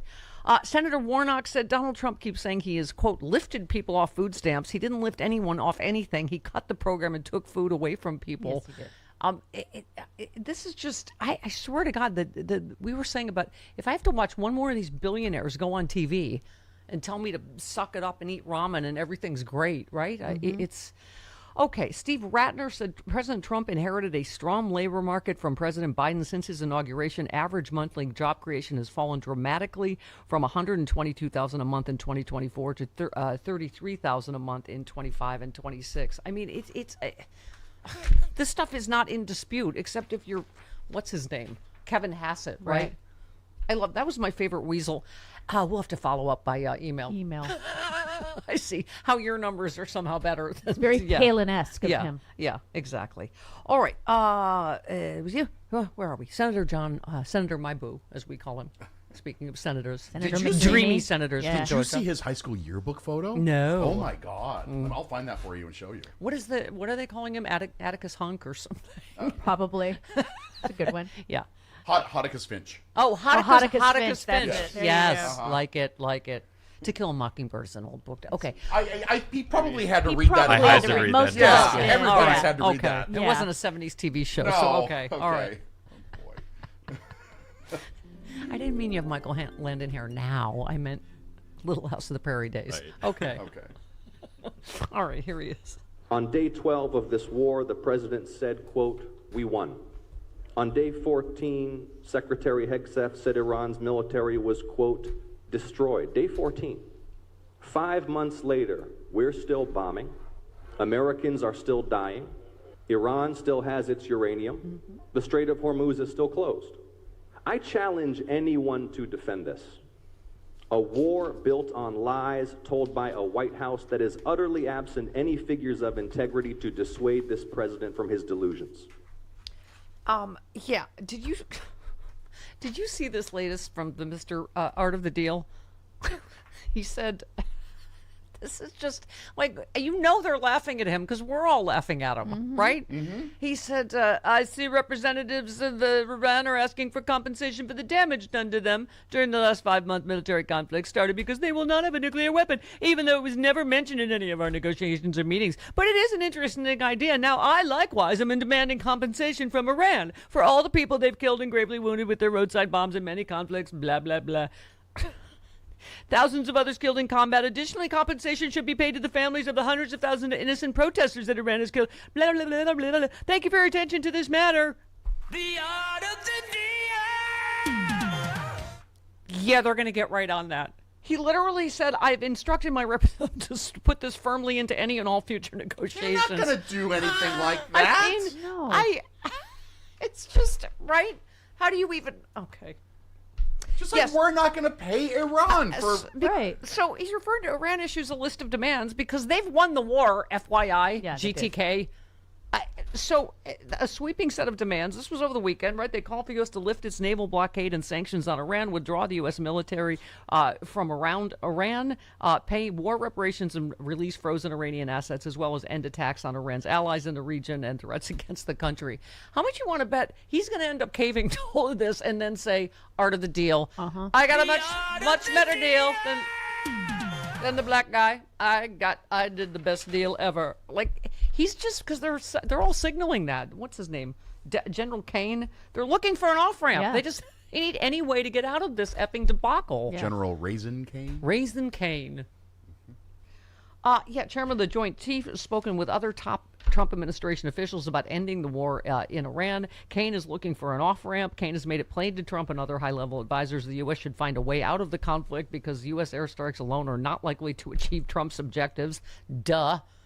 Meanwhile, Trump officials also looking for a way for the U.S. to disengage while saving face. They're trying to save face for one lunatic that started all this, right?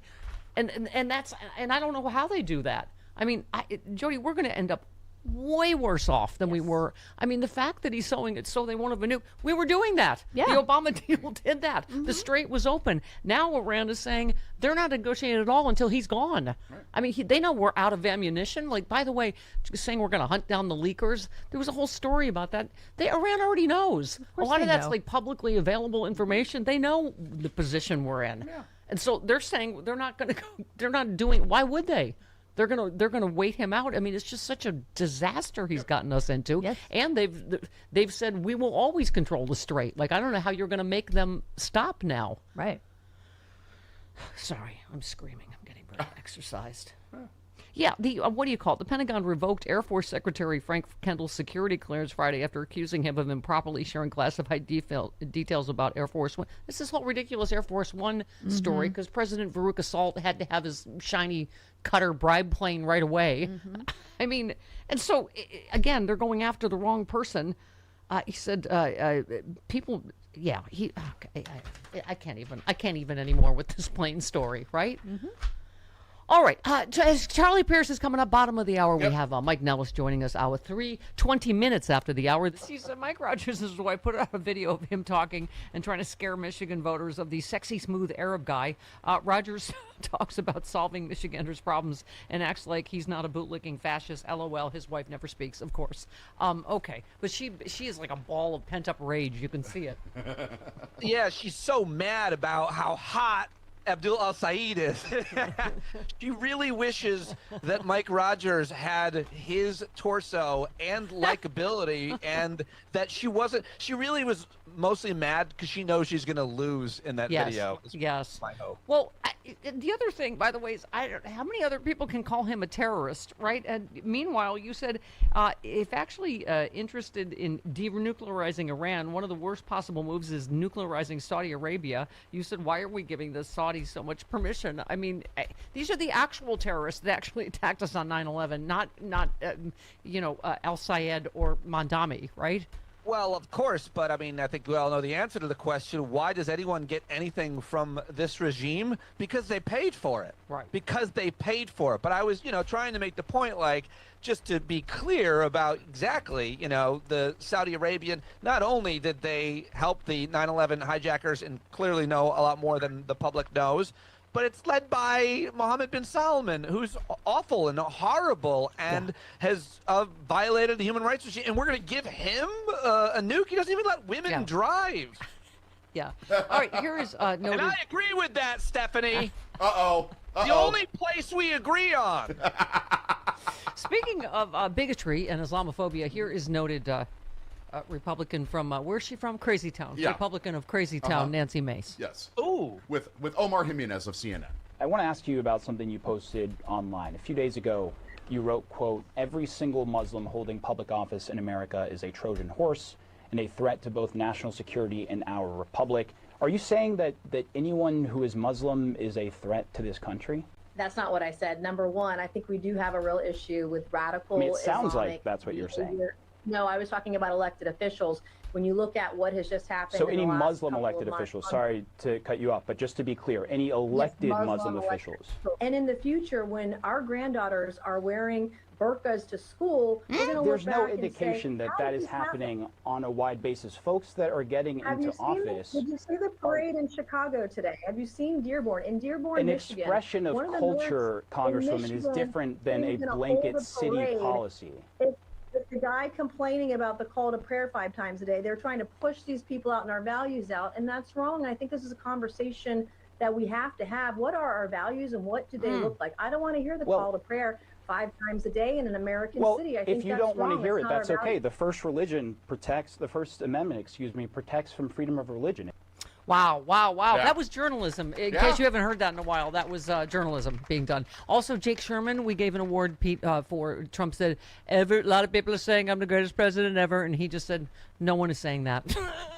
Right to his face. Yeah, I did see that, and I heard that clip, and well done, by Omar Jimenez. How could you possibly prepare for the claims that Nancy Mace is making there? And it's so cringe. This Islamophobia is getting so much more cringe because more and more Americans now know Muslims. Even Senator Bill Cassidy. Senator Bill Cassidy had to say over the weekend, had to defend Muslims because he's like, I'm a doctor and I know a lot of Muslims working in rural hospitals, and there wouldn't be any doctors if not for these Muslim doctors. And it was like he had to say, I know Muslims.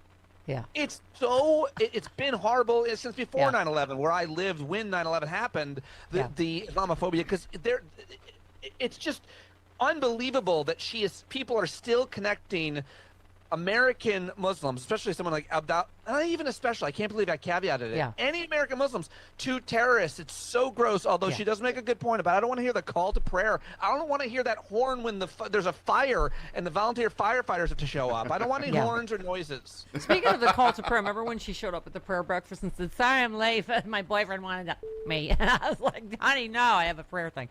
Okay. Do you remember that? Kind of. That was her call to prayer. Yeah. Oh, God. Oh, God. She was on her knees for sure. Okay. So, hey, what? You also posted about the National Park Service is warning Trump's proposed triumphal arch will ruin just about everything near it. And you said, just like the guy whose idea it is, I bet this thing never goes up. God, I hope so.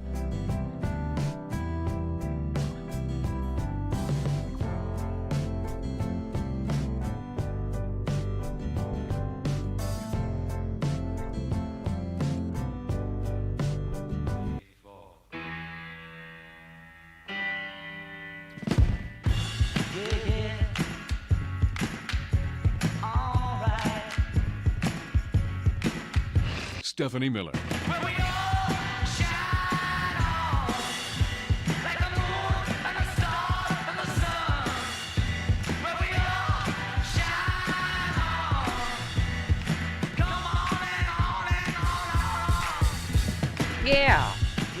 Yeah, it is the Stephanie Miller Show. Jody Hamilton's here for the Politics Bar.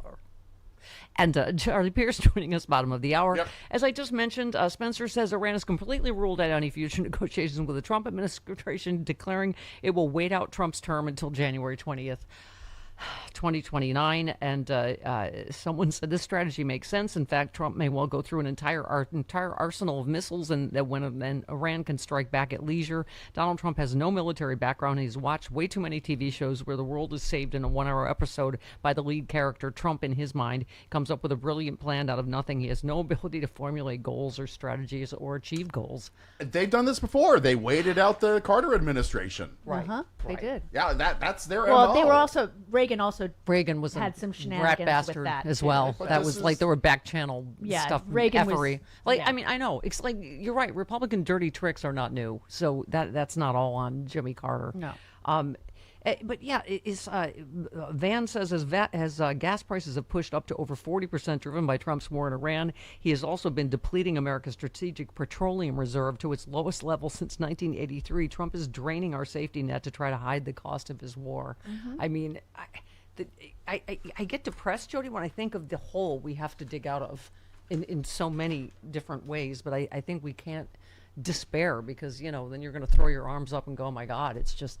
But literally from physically looking at the White House, you're like, oh, my God, this is the wreckage here around the world. I mean, it's. This one, Trump acknowledged Sunday there's no video or proof of alleged vandalism to the Lincoln Memorial reflecting pool after weeks of claiming the damage to the pool surface was the deliberate work of saboteurs. And Kate said, how many times did he tell the American people there was video? Lies, lies, lies, right? They would have shown it if there had been. Yes. We said that at the time, right? And so he's, well, this camera's going in now, but... There are cameras all over D.C. It's the most surveilled city on the planet. Yeah. So Trump yesterday said, we have jihadists being elected all over the place. These are people who've been failures, who come from other countries that are not great. They're not smart. Huh? El Sayed, I believe is who he's referring to, was born here. He's born in and Michigan. He is extraordinarily... He's a native Michigander. He played high school football and hockey. Yeah. Yes, but extraordinarily, successful and well-educated and born here. Here we have one more, Abdul El Sayed, yesterday. I think what he's afraid of is that I'm not afraid of him, and he knows it. Yeah. So, people like that have a sense of people who are willing to stand up to him, which is why he's trying to preempt it now. So, Donnie, if you're watching, I've got bigger hands than you. I've got a better agenda than you. I'm going to beat your guy, and I'm looking forward to reminding you of that for 2 years when I'm in the U.S. Senate. Good for him. And Mandami, I loved what he said. We're not running away from the Democratic Party. We're going back to what the party used to be. You think about FDR and LaGuardia. You think about the New Deal. That's what it could be again. If we want to win, I think that's what we have to become. Exactly. And someone else said this needs to be the Democrats' message everywhere. Thanks, Mayor, for stating it so simply. Well, I've been saying FDR Democrats for months now. Yeah, so. no, I've heard you say that, Jody. That's exactly right. Our ideas are wildly popular. They're not communistical or whatever. Well, yeah, I mean, and FDR got elected 4 times. Thank you. Charlie Pierce next. Well, we all know that brushing our hair is part of a healthy routine, but cleaning all that hair and gunk that builds up in your hairbrush, that's a hassle I just don't have time for.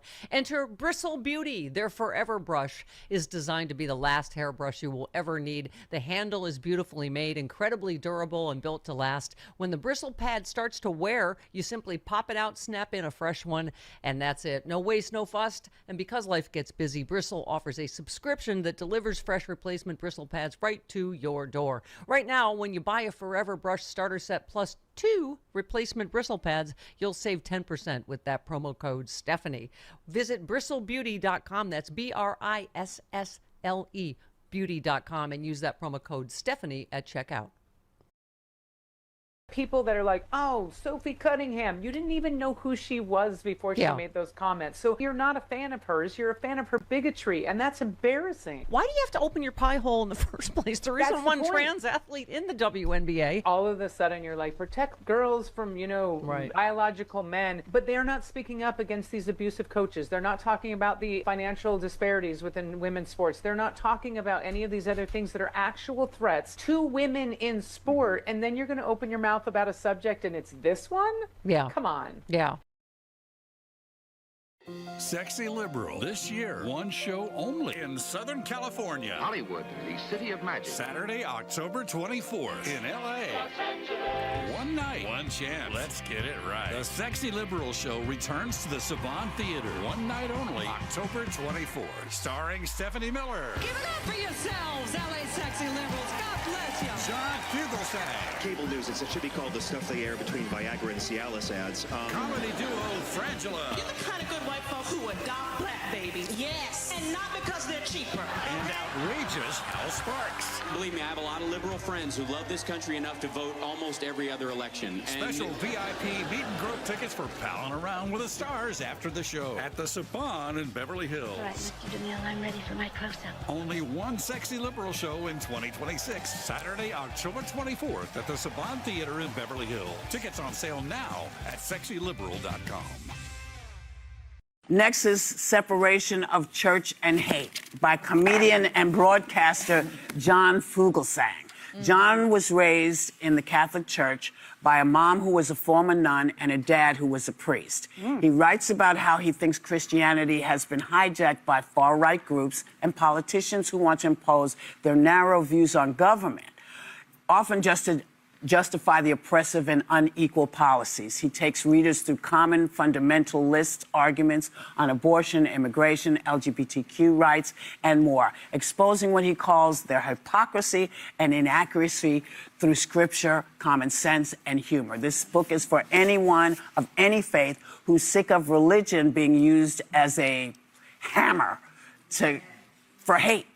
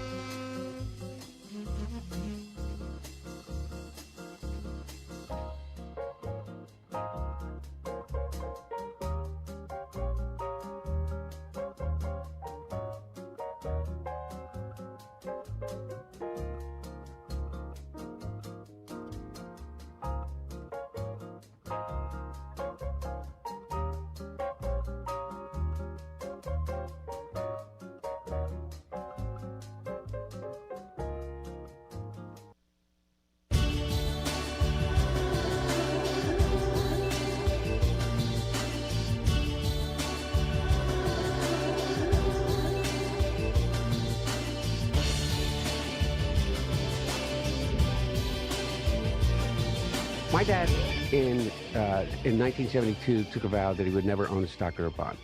And he kept that vow since 1972 in over 50 years of public life. And he retired from the presidency as having probably the lowest net worth of anyone that had ever entered the presidency. And meanwhile, he got tagged with this idea that he, is the Biden crime family, and that, all of that crap. Donald Trump is selling $100,000 early access to his True Social tweets, which is just a front running for insider trading. Literally, in the open. Yep. Go, Hunter. It's your birthday. Every day's Hunter's birthday to me. Yeah. Yeah. He's fantastic. He is. Oh, hey, speaking of kids of politicians, real quick. Just real quick. Oh, is it Meghan McCain? No. Oh. No. Tyler Bobert. Oh, yeah. Oh, yeah. Has been arrested. 3 felony child sexual exploitation charges, 2 charges of contributing to delinquency of a minor. His mother's greatest legislative accomplishment is getting kicked out of a theater for kicking a guy off. Mm-hmm. So that's your Republican, your family values, Republican Mm-hmm. Party. At Beetlejuice. At Beetlejuice. At Beetlejuice, yes. Don't say it 3 times. Beetlejuice. Don't say Handy J 3 times. Handy J, Handy Don't J. do it. Handy Don't. J. Uh-oh. There's only one man now that understands. We say it 3 times, Charlie appears? Appears.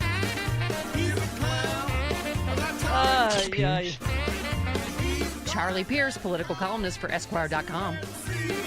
Why is everybody always laughing with me? No! Good morning, Charlie Pierce. Good morning, good morning, good morning. Hello, Jody Hamilton. Hello, Charlie Pierce. Okay. All right. Anyway, in my extended convalescence, I've been reading a lot of history. Yes. Do you know that with Lincoln, when he came to Washington, they had to hide him on a train? Did I they? did not know that, no. Yeah, they had an armored train. In fact, Alan Pinkerton was the guy in charge of security. You know what his disguise was? What? They made him wear a different hat. Now we have a president that goes from one heavily armored aircraft to another, disguised as a load of Bud Light.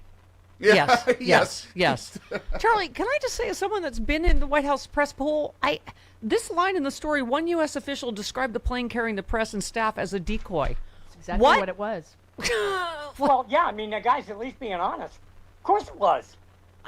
Okay, but it's extraordinary that, okay, so if that one gets shot out of the sky with some staff and press, oh well. Yeah, he will give them a nice tender-hearted send-off like he's giving Joe Biden. Yeah. Oh God. They're all fake news anyway. So thanks, Iran.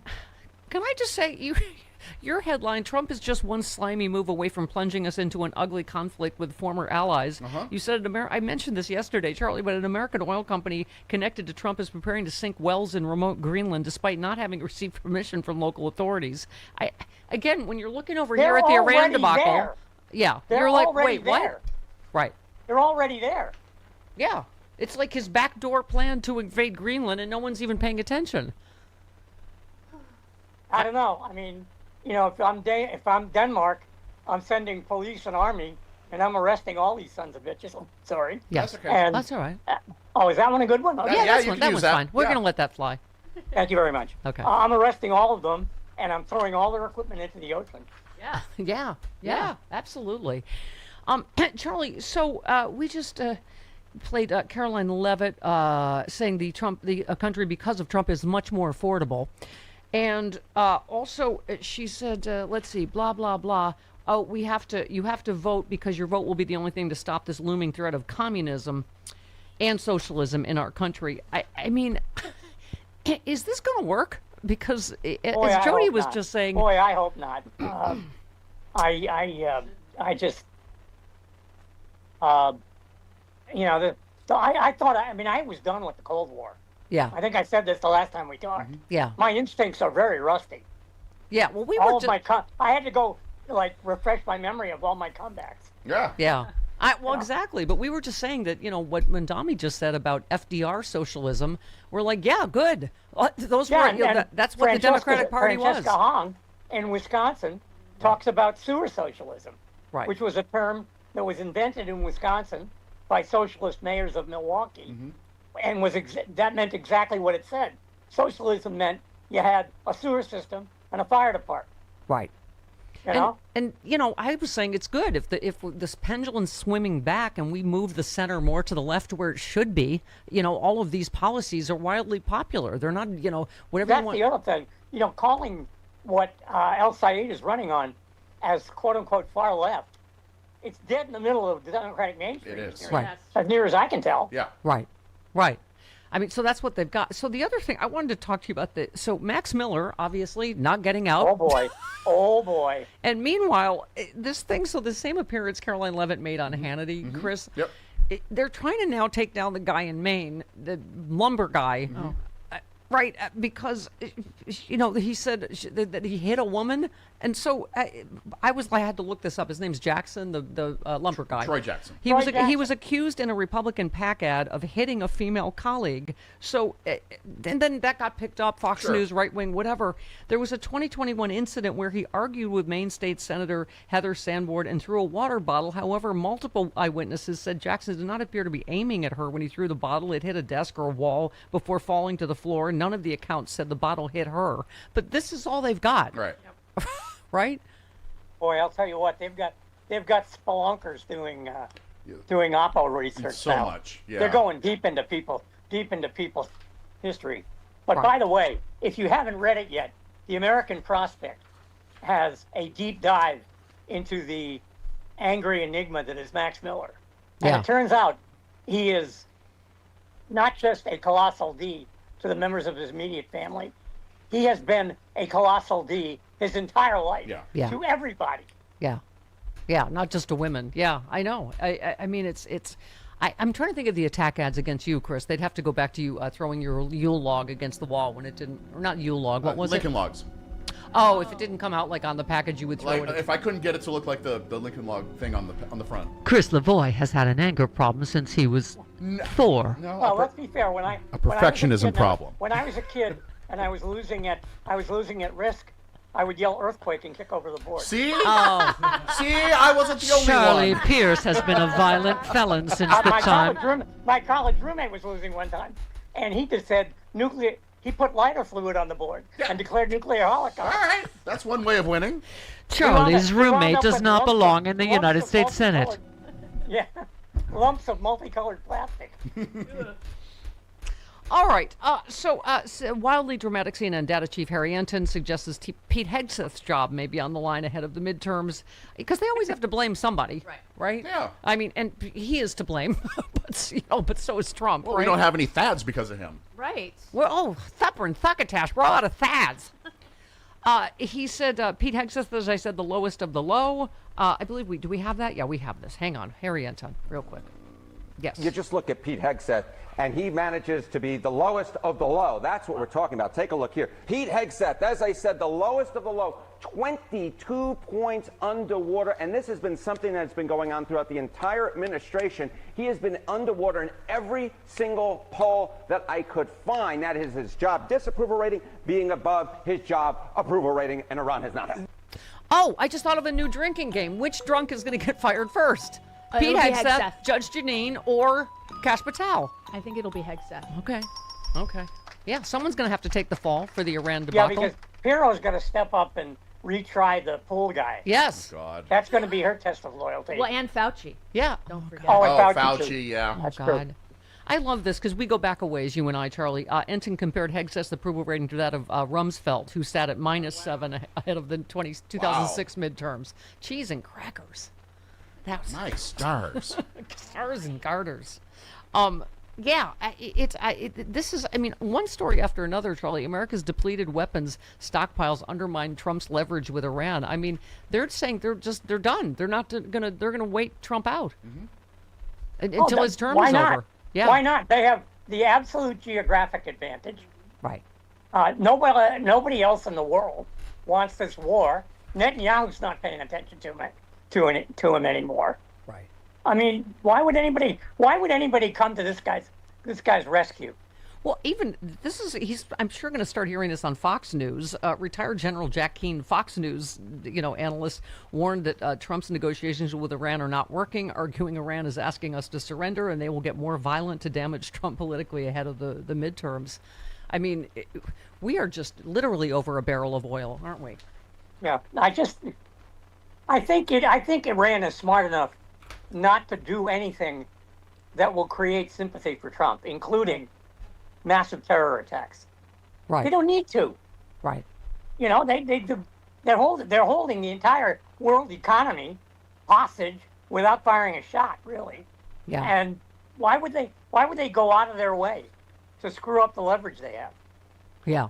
Yeah. No, I mean, it's true. And I think it's, like I say, they're just laughing at him. I don't know. We just read his latest tweet about, I'm asking for reparations from a man. No, I know you are, but what am I? I want reparations. Like, he's just flailing in the wind. Yeah. Like, he's, anyway. All right. Well, do you think he's even asking him that? I don't know if we can trust him. Yeah. Exactly. I don't think he's contacted Iran over it. I think he just wrote something on True Social about it. That's it. Yeah. Yeah. Yeah. Exactly. There's no negotiations going on. Oh, I figured out what, that woman that was standing next to him in the Oval Office? Yes. Oh, with the scarf. The woman looked like a stewardess? Yes. In her hand, she had a little button that was attached to a cattle prod. Oh, to wake him up. To wake him up. Yeah, yeah. Oh, that whole scene is perfectly normal. That All helps. right. Charlie, you're going to hear... Do we know who she was? No. Maybe she's the flight attendant on the whatever decoy jet or whatever. I don't know. On the catering truck. She's in charge of the catering truck. Right. That they stuff. She was a catering truck They stuff attendant. Cittadini Some in. guy on another flight didn't get his breakfast croissant because we had to move this guy. Yeah, exactly. So there's one vote lost. Exactly. All right, Charlie, you're going to hear... Can I just take 1 second? Yeah. And shout out my surgeon, Dr. Borna Dabiri, who did a great job. Fantastic. Who also happens to be Iranian. Oh, Fantastic. Nice. Well, you're going to hear a knock on your door. We sent a candy striper to soothe you. We sent a hot nurse. Ooh. Yeah. Really? Yeah. What? Oh, Like yeah. one of those ones in those movies? In those movies, yes. In those movies. Yeah. And one of the movies shot at Jody's house. And then you can send a stewardess and a school teacher. Librarian. All right. Or a librarian. All That right. would do. Happy healing, Charlie. We'll see you next week. Hey, thanks. All right, See you later. Thanks, Charlie. 46 minutes after the hour. Good morning, Steph. So, okay. Let's start with that, I guess. The birthright citizenship thing. So Trump signed 2 executive orders seeking to narrow birthright citizenship in several circumstances. It is sure to be challenged in court as a violation of the 14th Amendment, which guarantees, of course, citizenship to everyone born in America. Your thoughts, sir? I think we need to fix a broken system. When a president can sign unconstitutional executive orders one after another every damn day, and then just, throw it into the courts and let it kind of kick around in the court system for a couple of years before we get a definitive ruling, that's a broken system, Steph. So I think we should have a 3 strikes and you're out. You sign 3 executive orders that are unconstitutional, you don't get to sign any more. We need to do something. Yeah. Well, okay, so I know you'll be shocked that the reflecting pool case was officially dropped, but what I'm wondering is I think the judge didn't rule on whether they can bring it again, which is there anything Todd Blanche won't do when he's confirmed Attorney General? I mean, no. Yeah, go ahead. No, there's nothing he won't do. I mean, he's probably about to charge Anthony Fauci, even though Anthony Fauci committed no crime. But the reflecting pool case, Steph, it's still open because Norm Eisen's group, they represent David Hearn, the Olympic canoeist, filed a scorched earth motion saying, no. The Jeanine Pirro wants to dismiss it without prejudice so she can charge him again. Absolutely not, and here's why. So I'm going to go to court. I'm going to cover that hearing when Judge Edelman holds that hearing, and I think he's going to go off on Jeanine Pirro and the DOJ. Yeah, okay. So speaking of which, that was next up on the roster here. Senate panel votes 8-5 to hold Fauci in contempt. Senator Gary Peters warned that it will have long-lasting consequences. No kidding. And to your point that you just said, CNN's legal analyst said the same thing, that this is real. He could face criminal charges. I seriously still can't believe the timeline we wake up in some days. So he said Fauci had a valid legal right to take the fifth in front of the committee because his pardon by Joe Biden does not shield him from being prosecuted for state crimes. That pardon only covers federal crimes. Ellie said you could be prosecuted for state crimes. We know there have been various state attorneys' investigations of Dr. Fauci. He could also theoretically be charged for anything after the date of the pardon, January 19, 2025. And on that basis, I believe Fauci has a valid right to take the fifth. So this is in the what will Todd Blanche do stack, right? I mean, so go ahead. Yeah, but even more directly than all of those observations, You know, the Supreme Court said in 2001 in a case called Ohio versus Reiner that if you have reasonable cause to believe that statements you give in testimony may be used against you somehow, then you can plead the fifth. And they said innocent people can plead the fifth. And what do we think if he had testified as Rand Paul? I mean, Rand Paul is a sad clown leading the sad clown parade. This is pathetic, right? But if he had testified, Rand Paul would have said, you lied, and then tried to falsely prosecute him the way they did to Comey and so many others. So here's what the part of the story that worries me. It goes over to the Justice Department, specifically by law, the U.S. Attorney for the District of Columbia, Jeanine Pirro. She, presumably along with the Attorney General, will make a decision. Do we bring a criminal contempt prosecution against Dr. Fauci? Well, Jeanine Pirro's desperately going to want to keep her job, right?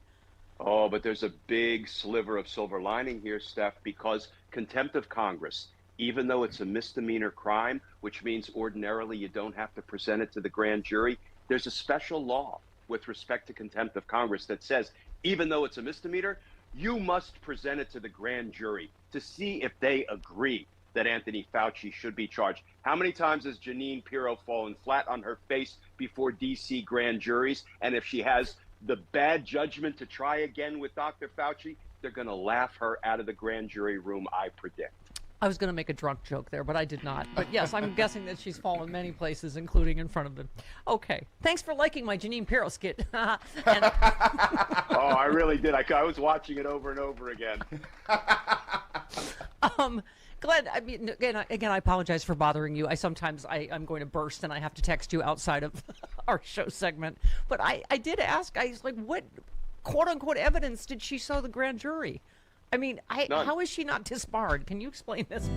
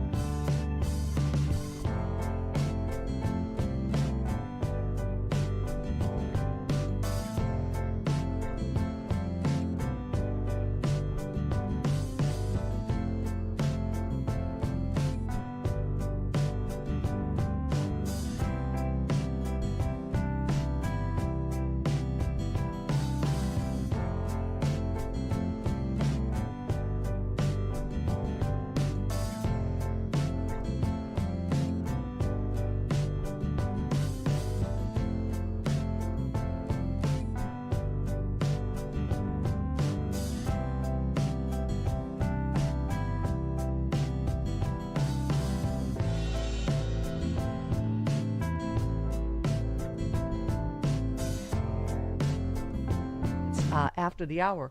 All right, we were talking to Charlie about the Iran debacle. Kyle Kulinski, our friend.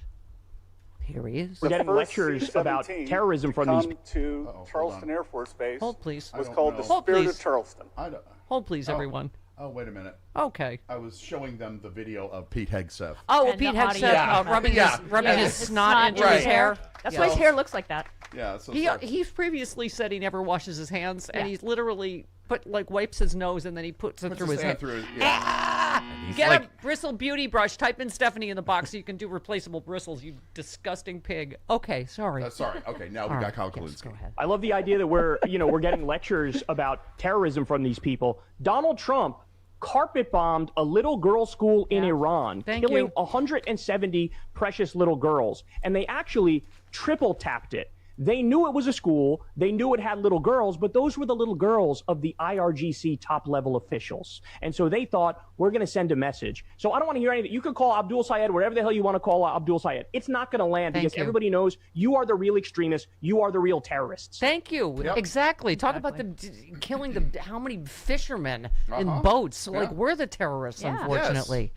Jennifer Welch on this. There's a reason that Israel wanted Donald Trump to be president, and it's because he's weak, because he has no principle, because he doesn't value human life, because he's so easy to manipulate. Donald Trump is a joke. Nobody takes him seriously. The Iranians don't take him seriously. Israel doesn't take him seriously. The American public doesn't take him seriously. Our allies do not take him seriously. He is a dementia duck, fading to black. Someone needs to redo Disco Duck to Dementia Duck. Dementia Duck. Okay. We know Rick Dees. We could have him redo that song. Let's do it. Okay. Let's do it. That's Dementia only 50 Duck. years old, that song. Oh, we have Indictment Duck. We Maybe do have Indictment Duck. Oh, that's We do right. have that, We can remember? repurpose that to Dementia Duck. Yeah. Yeah. Why not? Okay. All right. And he has a lot of quacks around him, like Dr. Oz and Bobby Kennedy. Right. Yeah. And nobody has a problem with Mehmet Oz and where he's from.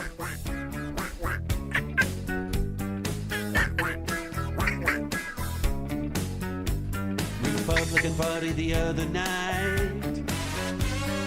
All of their leaders had gone far right, moving their feet to Donald Trump's beat.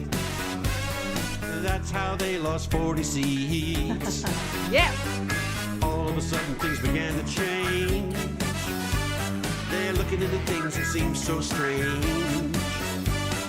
Investigating that big orange schmuck.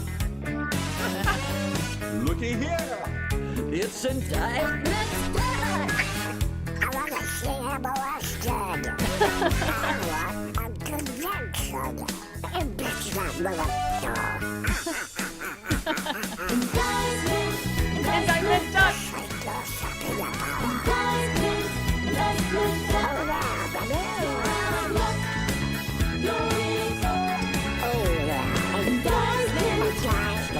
Everybody sing.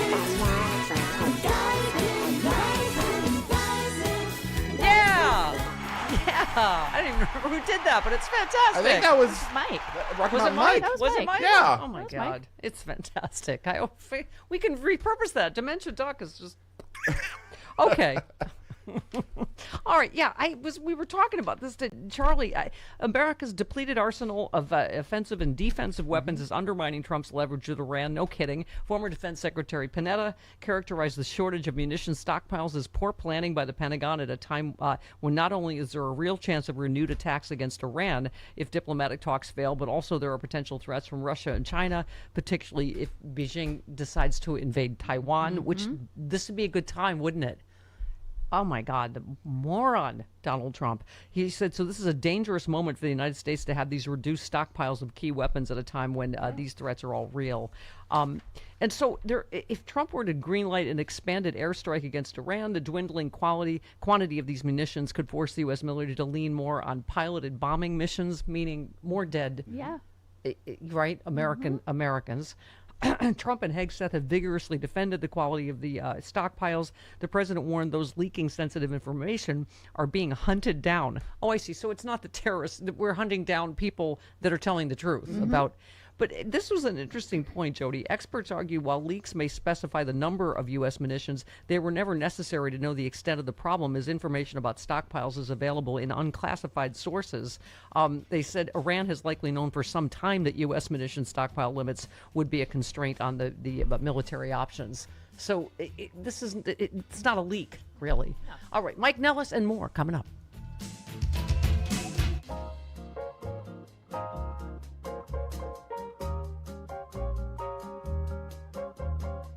And instead of Americans getting SNAP benefits, we're sending $10 billion because at the end of the day, they are frightened that, and I am too, about what this is going to do to our economy.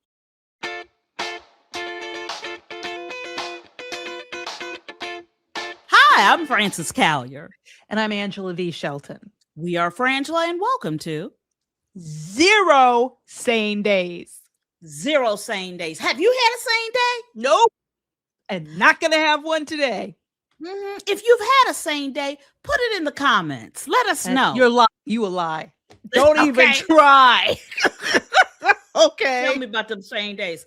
But let me tell you what Trump is now floating is all the billions of dollars of industry he's bringing to America. Angela, is he? You know what? Our economy is just overflowing with industry. Listen. On Venezuela, we make hundreds of billions of dollars. I make good deals. Intel, I made $75 billion for the country. I didn't make for me, I made for the country. Intel, I backed Intel.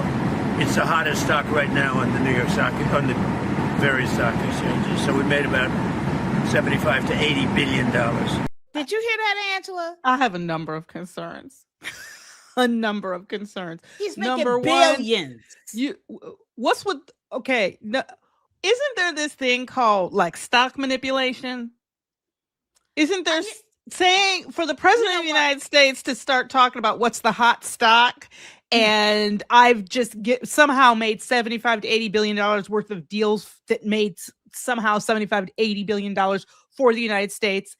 I don't know where it is, how that is, what he's talking about. But isn't that a stock market thingy? No. Yeah. You know what, Angela? That's a no-no, deals. right? Yeah. You know what? That comes ça n'est pas. Okay, then can we talk about what was on the crawl? Yeah. You remember what was on the crawl? Yeah. Trump wants to support the yen to help Japan. Right. I'm very confused because they said that their philosophy was America first and basically America only. So I'm confused. What? Well, see, I don't know if you saw the picture of Scott Bessent at Camp David with the $10 billion to Japan note that he had just kind of jotted down, right? And because here's the problem, and I know you know this. I know y'all know this.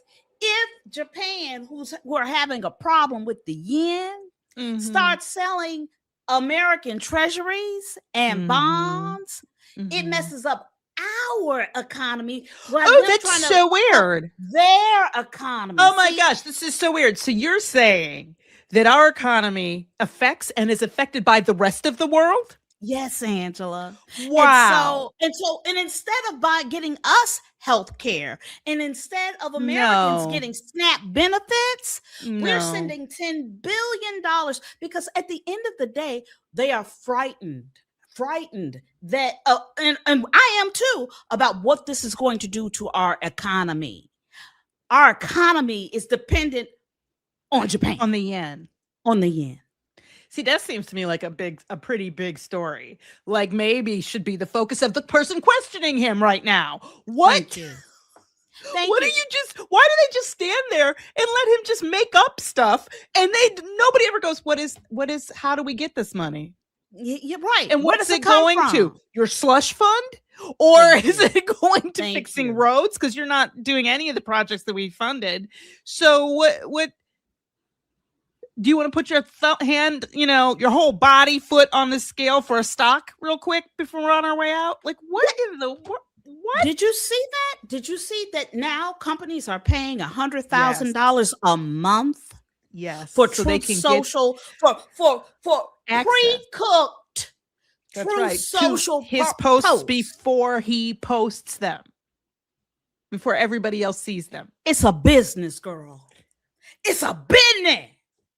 It's like they don't even care that we're like that it hurts. Like this kind of crazy. It's like pressure. Like what I imagine it would be like if you just went down to the bottom of the ocean with no tank.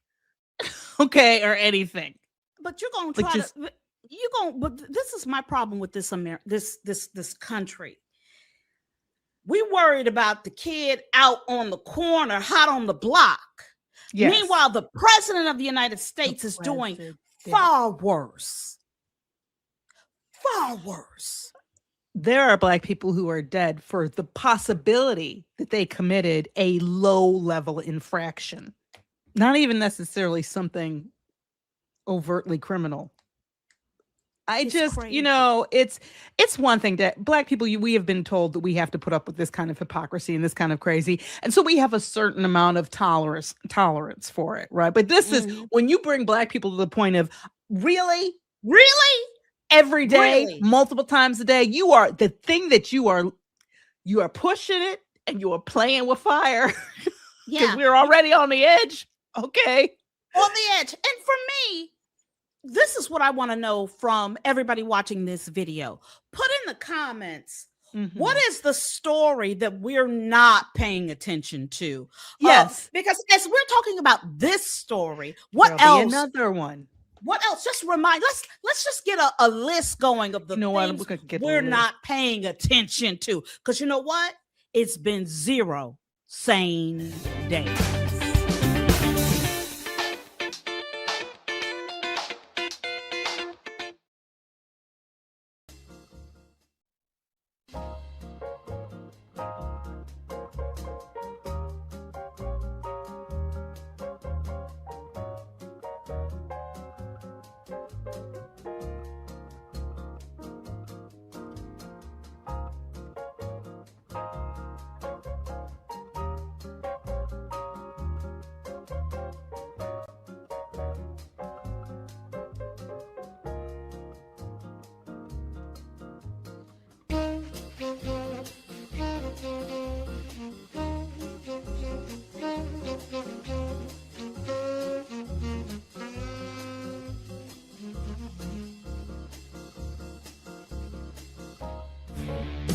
It's the Stephanie Miller Show.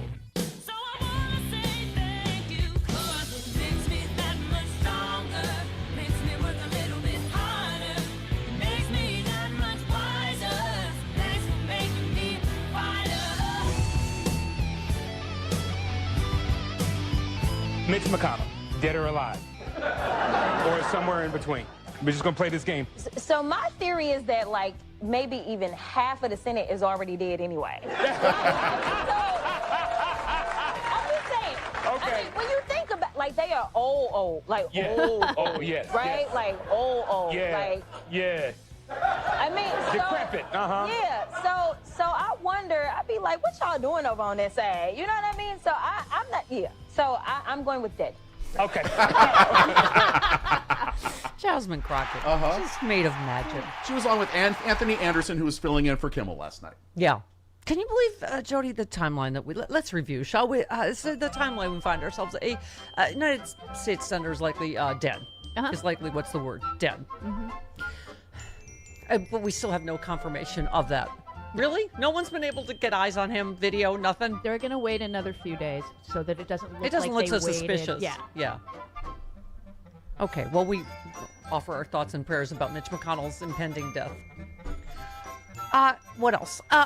Trump used half his staff and a pool of reporters as decoys to get blown out of the sky by Iran, and he escaped in a food cart. We're not... Really, this is not really happening, isn't it? He was hidden among cans of Bud Light. Yes. This is all actually happening. And then that thing in the Oval Office, I don't know. Is anyone wise? Is Bobby Kennedy back on heroin and just off of it? Or why was he shaking like that? He probably has, like, Janet Reno disease. Oh. Well, we don't know that. We've never had... This is new. Like, he's never brand new, him shaking. I think the spasmodic dysphonia kind of, like, spreads. Okay. All right, there was, I don't know, a stewardess on crack type person with a scarf there. Trump was sound asleep. She had a cattle prod. It was to, like, zap him awake. Yeah. Well, they changed okay, people with no medical expertise at all changed the childhood vaccine schedule, so more of your children California can die. will not be Good morning. following that. By the way, I have no medical expertise either, so I don't know if spasmodic dysphonia spreads in your body. I have no idea. So I just made that up. Yes, you did. Thank you. You could be in the cabinet. But at least you're not affecting policy in the United States of America. I mean, you talking out your ass every day is your job in radio. He would be appointed by Donald at this point because of that. It's just what I think. I got a sense that maybe. It seems like it would spread, wouldn't it? Like a shaky voice might spread to your fingers? Shaky voice does not spread to your fingers? Why would I don't know. Why wouldn't it? You've got a great big chip on your shoulder, Chris. Katharine Hepburn was very shaky. unattractive. That's my Bobby Kennedy. It's not my Katharine Hepburn. Katharine Hepburn was very shaky. Can we just move on? Okay, this is from the Wall Street Journal. The communist rag. Yes. Uh-huh. Gulf states worry Iran has permanent control of the strait because, of course. It does. Oh my God. Persian Gulf energy producers are concluding that Iran's control over the Strait of Hormuz will become permanent, disrupting their oil and gas exports and global energy supplies indefinitely. The problem is they worry the alternative, going back to war, would be worse. The conundrum highlights how the war has unleashed a more antagonistic Iran and left a region that is vital to the world's energy security with no good option for countering it. Thanks. Are we great yet? MAGA, am I right? Hey, if we just listened to Jimmy Carter and started moving off of oil, this wouldn't be an issue. I mean, and we were talking before the break about that we've depleted all our munitions, reportedly. And so, who is this? One expert said of Iran, this likely affected their strategy to draw the war out and simply outlast the United States, but the public coverage of this information is unlikely to have affected Iranian decision-making for the simple fact that it was already known. Do the shortages affect U.S. leverage? Definitely. Does coverage of them have any further impact? No, because Iran already knows about them. Right. So, that's what they're focused on, is hunting down the leakers and putting them in jail, and you're like, they already know that you're a moron and you're out of bullets, you idiot. Pardon me. Okay. Oh, we're getting to this story now. You've just been waiting for this I have. all morning long. Me too. Can I just say? I mean, we can only read half of it. Do you know what's happening? Because this is another, we wake up smothered in pig's blood every morning. Okay, so as we mentioned, Max Miller's still in the race, not getting out. Well, they're pumping more money into his very serious domestic violence allegations. Okay, I don't even know which parts of this I can read, Chris. I don't think you can read much of it. You're going to have to bleep yourself a lot. I think you can say the word cream pie because it's a food. Of sorts. It's like American Pie. There's a Sure. pie reference that is perhaps means Creamy. something else other than pie. Sam, if you know what I mean. I do know. I think Sam is a grown-up. I think he knows I what treat him like a toddler. Yeah, you do. You Yeah. kind of are. Fortunately, I know. I grew up on the internet too. Yeah. Exactly. Okay. Yeah, he's seen things that you have never seen. I'm sure he's seen things you never want But to this is why we have a right. Because the party that constantly bashes gay people, trans people, like the family values people, the blah blah blah, and they're just okay. Johnson-backed candidate, babies are trophies, so that would be the word for men, ejaculating. Yeah. Okay.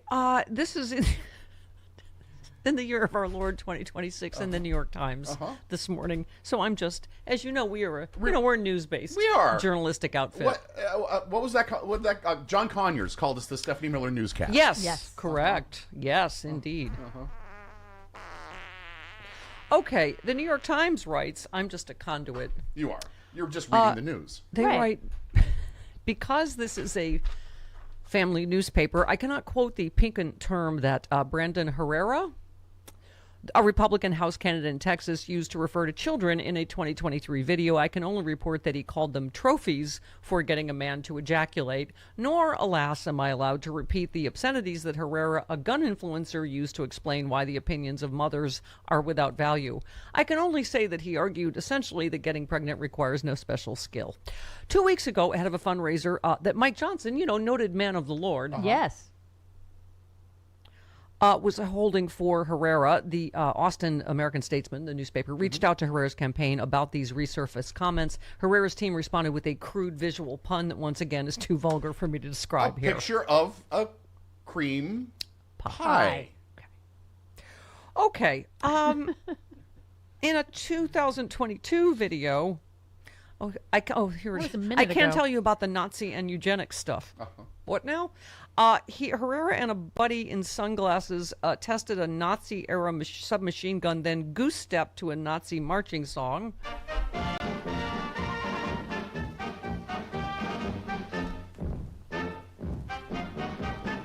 And the Führer says, "Wie ist der Master Race?" The higher, right in the Führer's face. Not Herrera called the weapon the original ghetto blaster. Oh. In a 2024 podcast, after calling for abolishing Social Security, he joked that we should also abolish old people, laughing along with his co-hosts as they riffed about killing them all off, like in a cult horror film. Midsummer? Is that Midsummer, yes. Okay. Uh-huh. They died Okay. at 72. They hurl themselves off a cliff at 72 Oh, that's nice. in the most very violent way possible. Okay. That sounds lovely. Okay. In the video, Herrera says this about Moms Demand Action head Shannon Watts, who is lovely and who we have had on this program. Just because you let somebody cream pie you doesn't mean that I have to give about your political opinions. The fact that you kept your trophy doesn't make you any less wrong about the dumb that you say. That is your Texas Republican endorsed candidate. by Mike but Johnson. Did Mike Johnson's porn alert go off? It had to have gone off. I would assume. I would assume so, yeah. Yeah. I mean, if you're talking about pies of the cream variety. Yes. Okay. Children are just trophies. All right. Aren't we the ones accused of saying everyone gets a T-ball trophy? I don't believe I've ever heard a liberal refer to a child as a trophy, but all right then. Not one of us in this room has one. No, so. that's true. No trophies for me. Wow, Jody, sometimes it takes a second to recover from a story, doesn't it? It does. It does. You just kind of, Yeah. I'm just kind of wavering here in the wind. And he's running for Congress. Yes, with Mike Johnson, man of the Lord's endorsement. Correct. Okay, you know what I'm going to need? I'm going to need my moment of Hunter. Thank you. Okay. If it's anti-Semitic to point out that Bibi Netanyahu is evil incarnate, then you know what? I don't know what to say to people anymore. I mean, all you have to do is just open your eyes. Just literally open your eyes. Open your heart for 1 minute. Yeah. Thank you. It's again, spitting truth. Hunter Biden. He said that to Tucker Carlson. Yes. So, yes. Okay, let me just do a light dusting before we get to Glenn Kirshner. Trump administration has been ruled against nearly 17,000 times in immigration cases. That seems like a losing streak. It does, doesn't it? Waste of taxpayer dollars. Right. His immigration crackdown has created an all-out siege on the courts that has stretched the judiciary to the breaking point, according to That's the goal. That's his goal. Yeah. The judges ruling against the administration in overwhelming numbers, nearly 17,000 times so far. The tactics used during the Trump administration's immigration crackdown have been loudly criticized even by some Republicans and sparked nationwide protests, especially after 2 fatal shootings in Minnesota. So there was some memo that was the ICE memo. Kyle Cheney concludes this was the beginning of an all-out siege on the American justice system, one that would upend tens of thousands of lives, fracture decades of trust between the courts and the Justice Department, overwhelm court dockets in every corner of the country, and provoke a lopsided rebuke from judges out of every ideological stripe, viewing it as an effort to erase the due process rights of millions of immigrants who have resided in the U.S. for years, and even those without criminal records and people who have attended all of their ICE check-ins or immigration court proceedings. Every story, Jody, right, is like a good news, bad news story. Like, okay, we're winning, but that's a correct way to respond. We were just under siege. Yeah. All day, every day.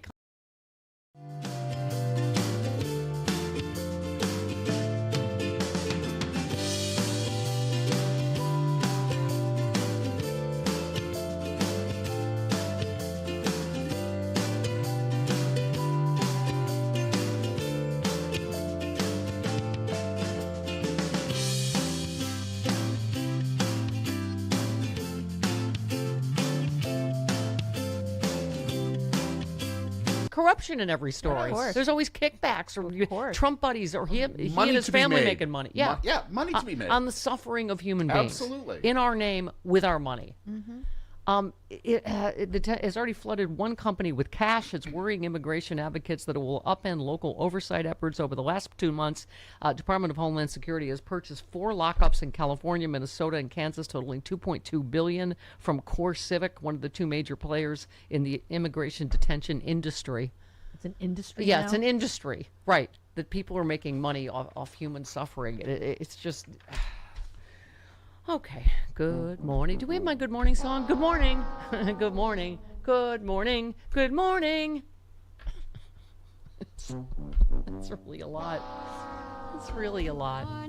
Good morning. We've talked the whole night through. Good morning. Good morning to you and you and you and you. Good morning. Good morning. It's great to stay up late. Good morning. Good morning to you. To you.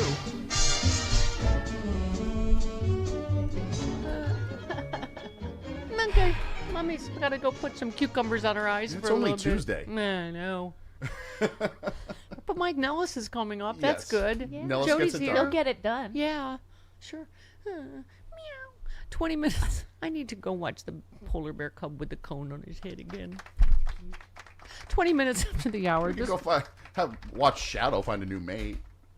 That's gonna be a minute. I has a sad about Jackie too. I know. Jackie the Eagle is Passed on. she's talking to Mitch McConnell now. Okay, 20. He's writing on his shell. Yes. That was funny. Jody got a turtle joke in there. That's funny. Okay. I like the animals playing with each other's stories. Okay. 20 minutes after the hour. I'm back at Sirius XM Studios having to break into conference rooms that should have been locked better, so it's great to join you. But your reaction to James Tallarico, what he just said, I just think he's not since you have I seen someone speak such fluent Jesus that ordinary people can understand. Yeah, he's exactly right. Look, you don't need to believe in the Bible as literal fact. You don't need to believe in divinity to understand that the actual teachings of Jesus in this book we've all agreed is the book Christians are supposed to follow.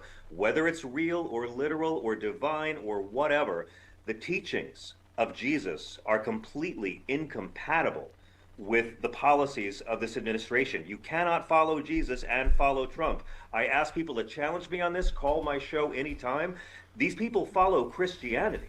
They follow what conservative Christians do. That's not the same as following. Conservative Christians supported slavery and segregation and the ice capades.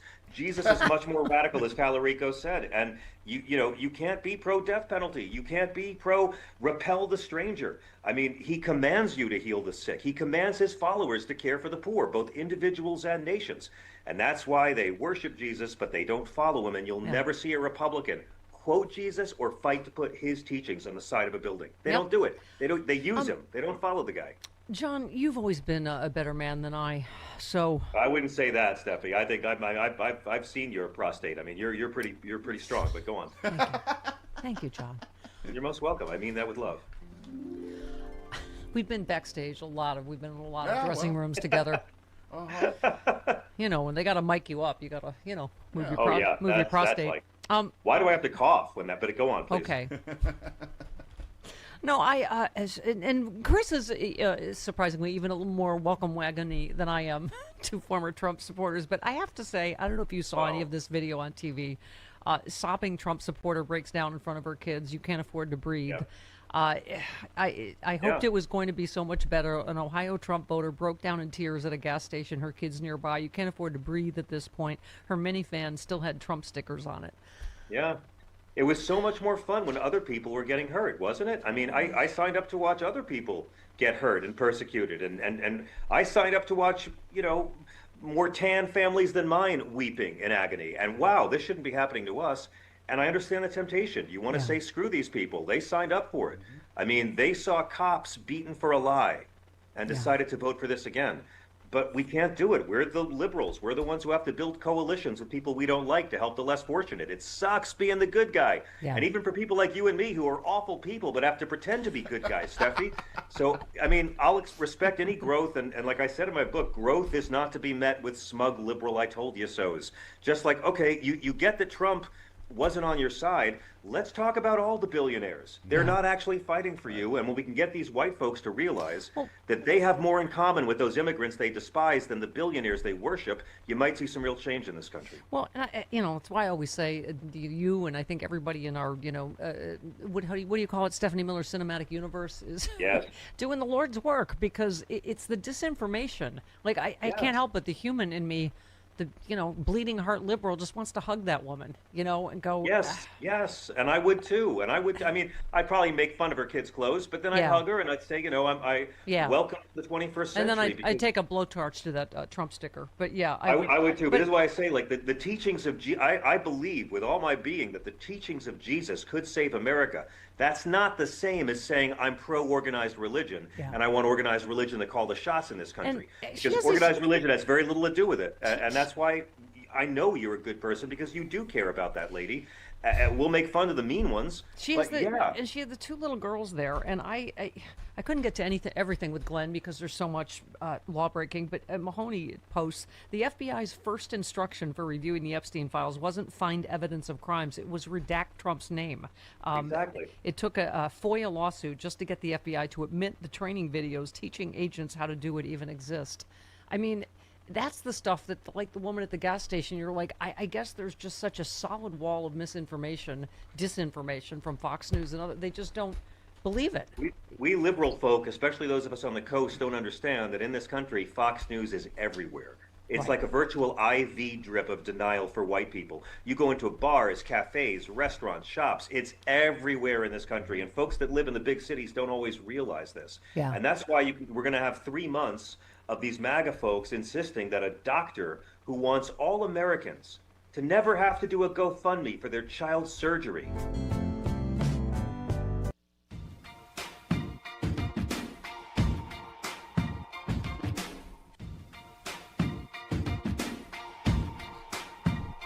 Stephanie Miller.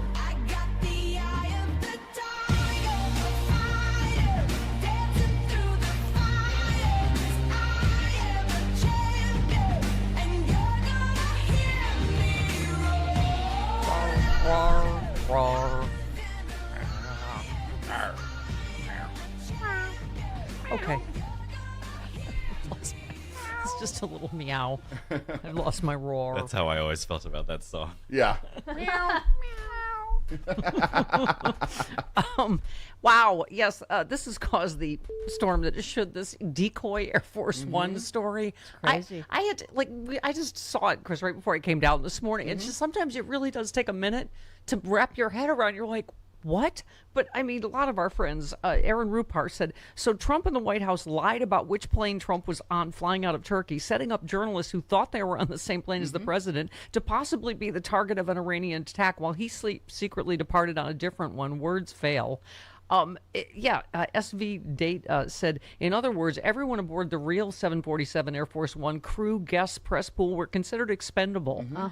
And then she also followed up, hello, White House staff and Air Force crew who flew from Ankara to England aboard the older AF-1. Congrats. Donald Trump was ready to let you die. Why he secretly made his escape. Reach out if you want. I would love to talk to you. Yeah. This story's not going away tomorrow. Because it's about the press. Yeah. And I don't know if you remember, Bill Clinton kind of did this exact same thing in 2000 when he went to Pakistan.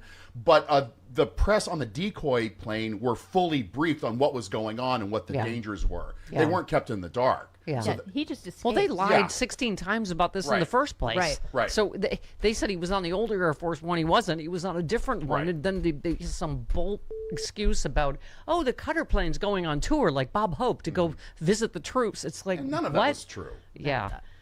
Ned Price said, I've traveled overseas with multiple presidents and recognized that subterfuge is sometimes a necessary safeguard, but misleading reporters in the moment and worse yet, continuing to lie to the American people weeks later is never acceptable.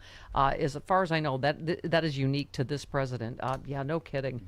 Tommy Vietor said, this makes Trump look like both a liar and a scared little bitch. Yeah. Right? I mean, he said the mental image of Trump hiding from Iran in a catering cart is devastating. A weak, stupid old man hiding from the consequences of his own decision while endangering others. Man, if that doesn't sum it up, right? Yep. Lou in Jersey. Hey, Lou. Hi, Lou. Lou! Lou's not there, man. Oh, Lou. Oh, the thing's not. It's not. Whatever. That's okay. Needs to be redone. Okay. Restart it. Okay. Yes, I will do that. By the by, did you see this post? Trump kept up his all-out assault on socialism by declaring black and brown Americans. Did you? What? Want nothing to do with it and are now flocking to the Republican Party because the Democrats are flirting with, what is it, communism, something? And also that these voters are warming up to the GOP because they suddenly remembered that Abraham Lincoln was a Republican. Oh, good God. Right. He said, not surprisingly, black and brown voters don't want communism, flocking to the Republican Party. They remember Abraham Lincoln was Republican. President Donald J. Yeah, no, none of that's happening. No. Oh, you racist pig. 29 minutes after the hour, Mike Nellis next. People that are like, oh, Sophie Cunningham, you didn't even know who she was before she made those comments. So you're not a fan of hers, you're a fan of her bigotry, and that's embarrassing. Why do you have to open your pie hole in the first place? There isn't one trans athlete in the WNBA. All of a sudden you're like, protect girls from, biological men, but they're not speaking up against these abusive coaches. They're not talking about the financial disparities within women's sports. They're not talking about any of these other things that are actual threats to women in sport, and then you're going to open your mouth about a subject and it's this one? Yeah. Come on. Yeah.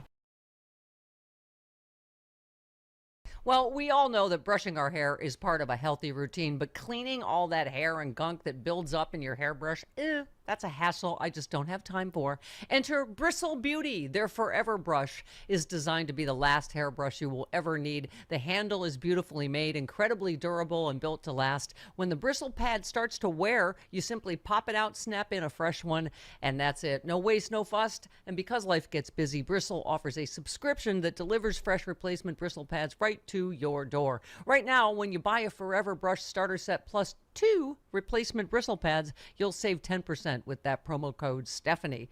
Visit bristlebeauty.com. That's BRISSLE beauty.com and use that promo code Stephanie at checkout. Sexy Liberal. This year, one show only in Southern California. Hollywood, the city of magic. Saturday, October 24th in L.A. One night, one chance. Let's get it right. The Sexy Liberal Show returns to the Savant Theater. One night only, October 24th. Starring Stephanie Miller. Give it up for yourselves, L.A. Sexy Liberals. God bless you. John Fugelsang. Cable news, it should be called the stuff they air between Viagra and Cialis ads. Comedy duo Frangela. You're the kind of good white folks who adopt black babies. Yes. And not because they're cheaper. And outrageous Hal Sparks. Believe me, I have a lot of liberal friends who love this country enough to vote almost every other election. Special VIP meet and grope tickets for palling around with the stars after the show at the Saban in Beverly Hills. All right, Mr. DeMille, I'm ready for my close-up. Only one Sexy Liberal show in 2026. Saturday, October 24th at the Saban Theater in Beverly Hills. Tickets on sale now at sexyliberal.com.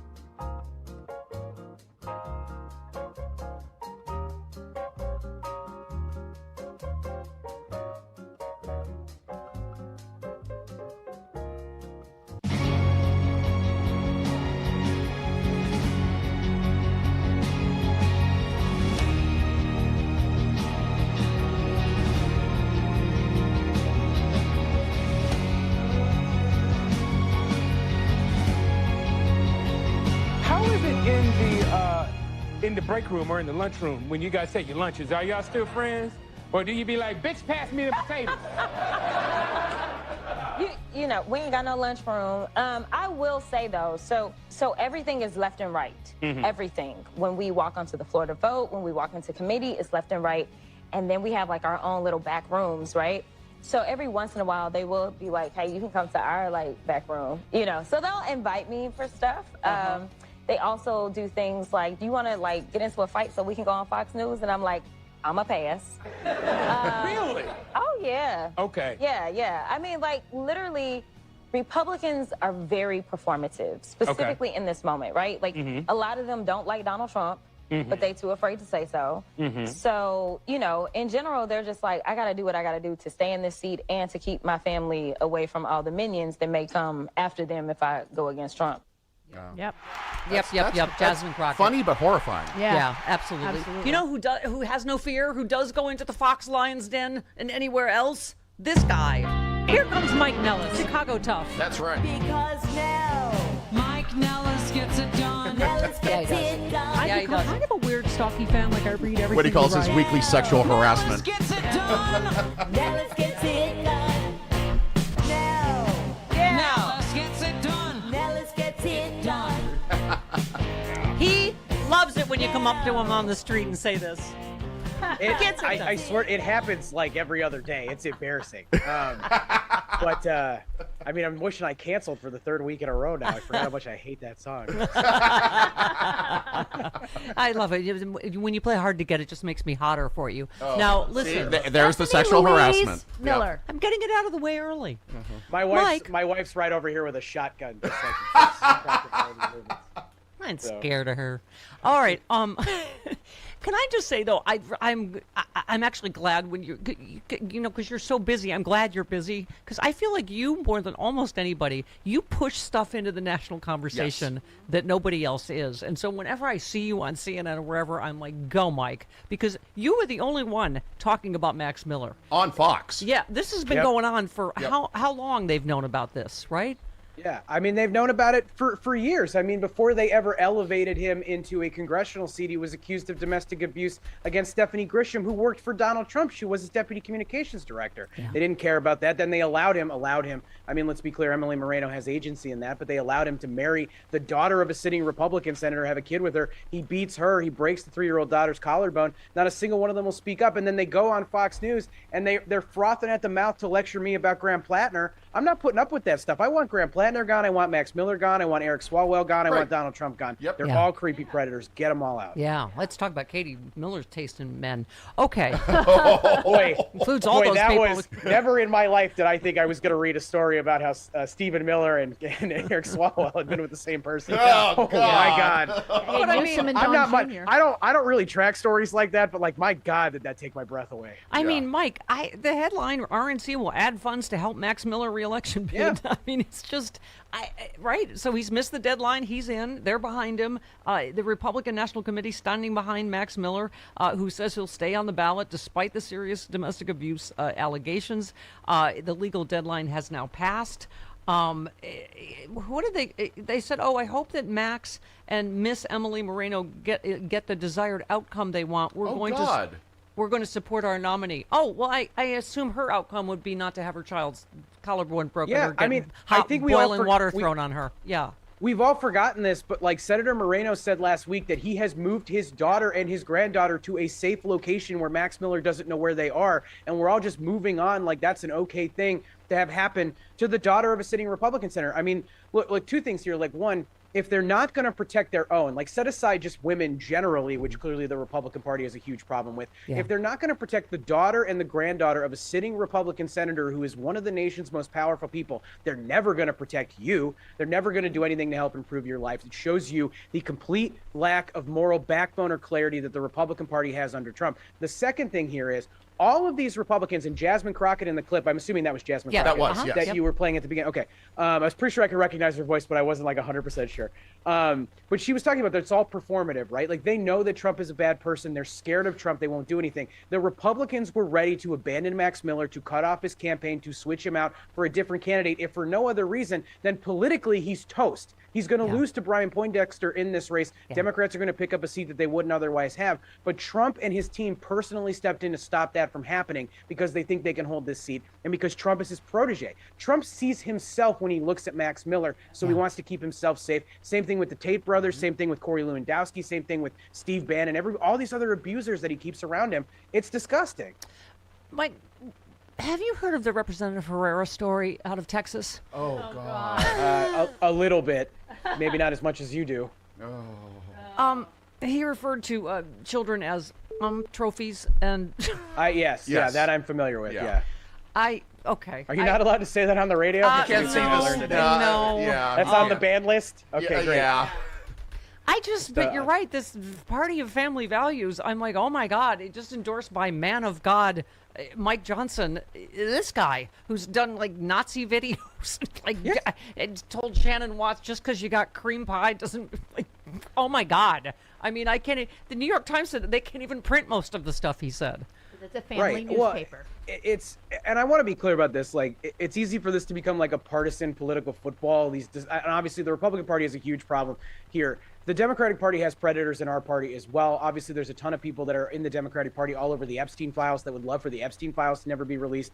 This, to me, should not be a partisan issue. Like, we need to be removing all of the sexual predators and deviants and abusers in both political parties. The government's not going to function with people like that in charge. We need good, quality, decent human beings, men and women and everybody else, to go serve in office. And we need more good people to run, because we're leaving the government to scumbags. And these scumbags are easily give up on any values they might have. They're easy to bribe. They're easy to blackmail. That's what you see. It's why Donald Trump is supporting Ken Paxton in Texas. He understands Ken Paxton. He knows he can manipulate Ken Paxton because the guy is a scumbag. Yeah. Can I just say this Kristi Noem story sums up everything about the Republican Party today that we need to know. Is this going to be about her husband? Yeah. South Dakota unveiled a life-size bronze statue of Kristi Noem on August 7th. Sure. It also got... So it's her and first of all, making monuments to yourself while you're still alive seems to be a thing. Yeah. I miss the days. Can we talk about how there's nothing in this country that's named after Barack Obama, and you know why that is? Because Barack Obama doesn't want stuff named after him until he's dead. Right. That's what people with actual legacy want. These guys are obsessed with building monuments to themselves while they're alive. Yeah, we're weird. like, that's what's called the John F. Kennedy Memorial Center, whatever center. So anyway, so it got attention for a notable absence in the front row. Brian Noem. Of the spectacular rack, Brian Noem was not wearing his Sunday finest, I assume. He was nice, not flowy there. Dress. He was not there. But she, famously, allegedly, was having an affair with Corey Lewandowski. It's just like. Not allegedly. They built them. Right. They retrofitted a government plane with taxpayer money to put a queen bed in the back so that they could bone. That's a real thing that happened. Yeah, and they were just recently seen on a romantic date, I think in Grand Rapids or something like that. Right. Chris Lavoie and the famously romantic town of Grand Rapids. And I love Grand Rapids. No slight on Grand Rapids. It's a great town. Sorry, Chris Lavoie and I, as gay Americans, are just tired of being lectured, right? About moral values by this party. Can I point out the other thing, which is that we're all sleepwalking through the fact that the president of the United States has been credibly accused of having an affair with a 34-year-old aide named Natalie Harp. We're all just okay with that. Like Maggie Haberman and Jonathan Swan basically reported that in their book. She follows him around everywhere, is obsessed with him. We're all just like, whatever. There's like 50 other horrible things happening, so we don't even talk about that. Right. Meanwhile, the Republicans are still mad about Monica Lewinsky. Yeah. Yes, exactly. By the way, you know what?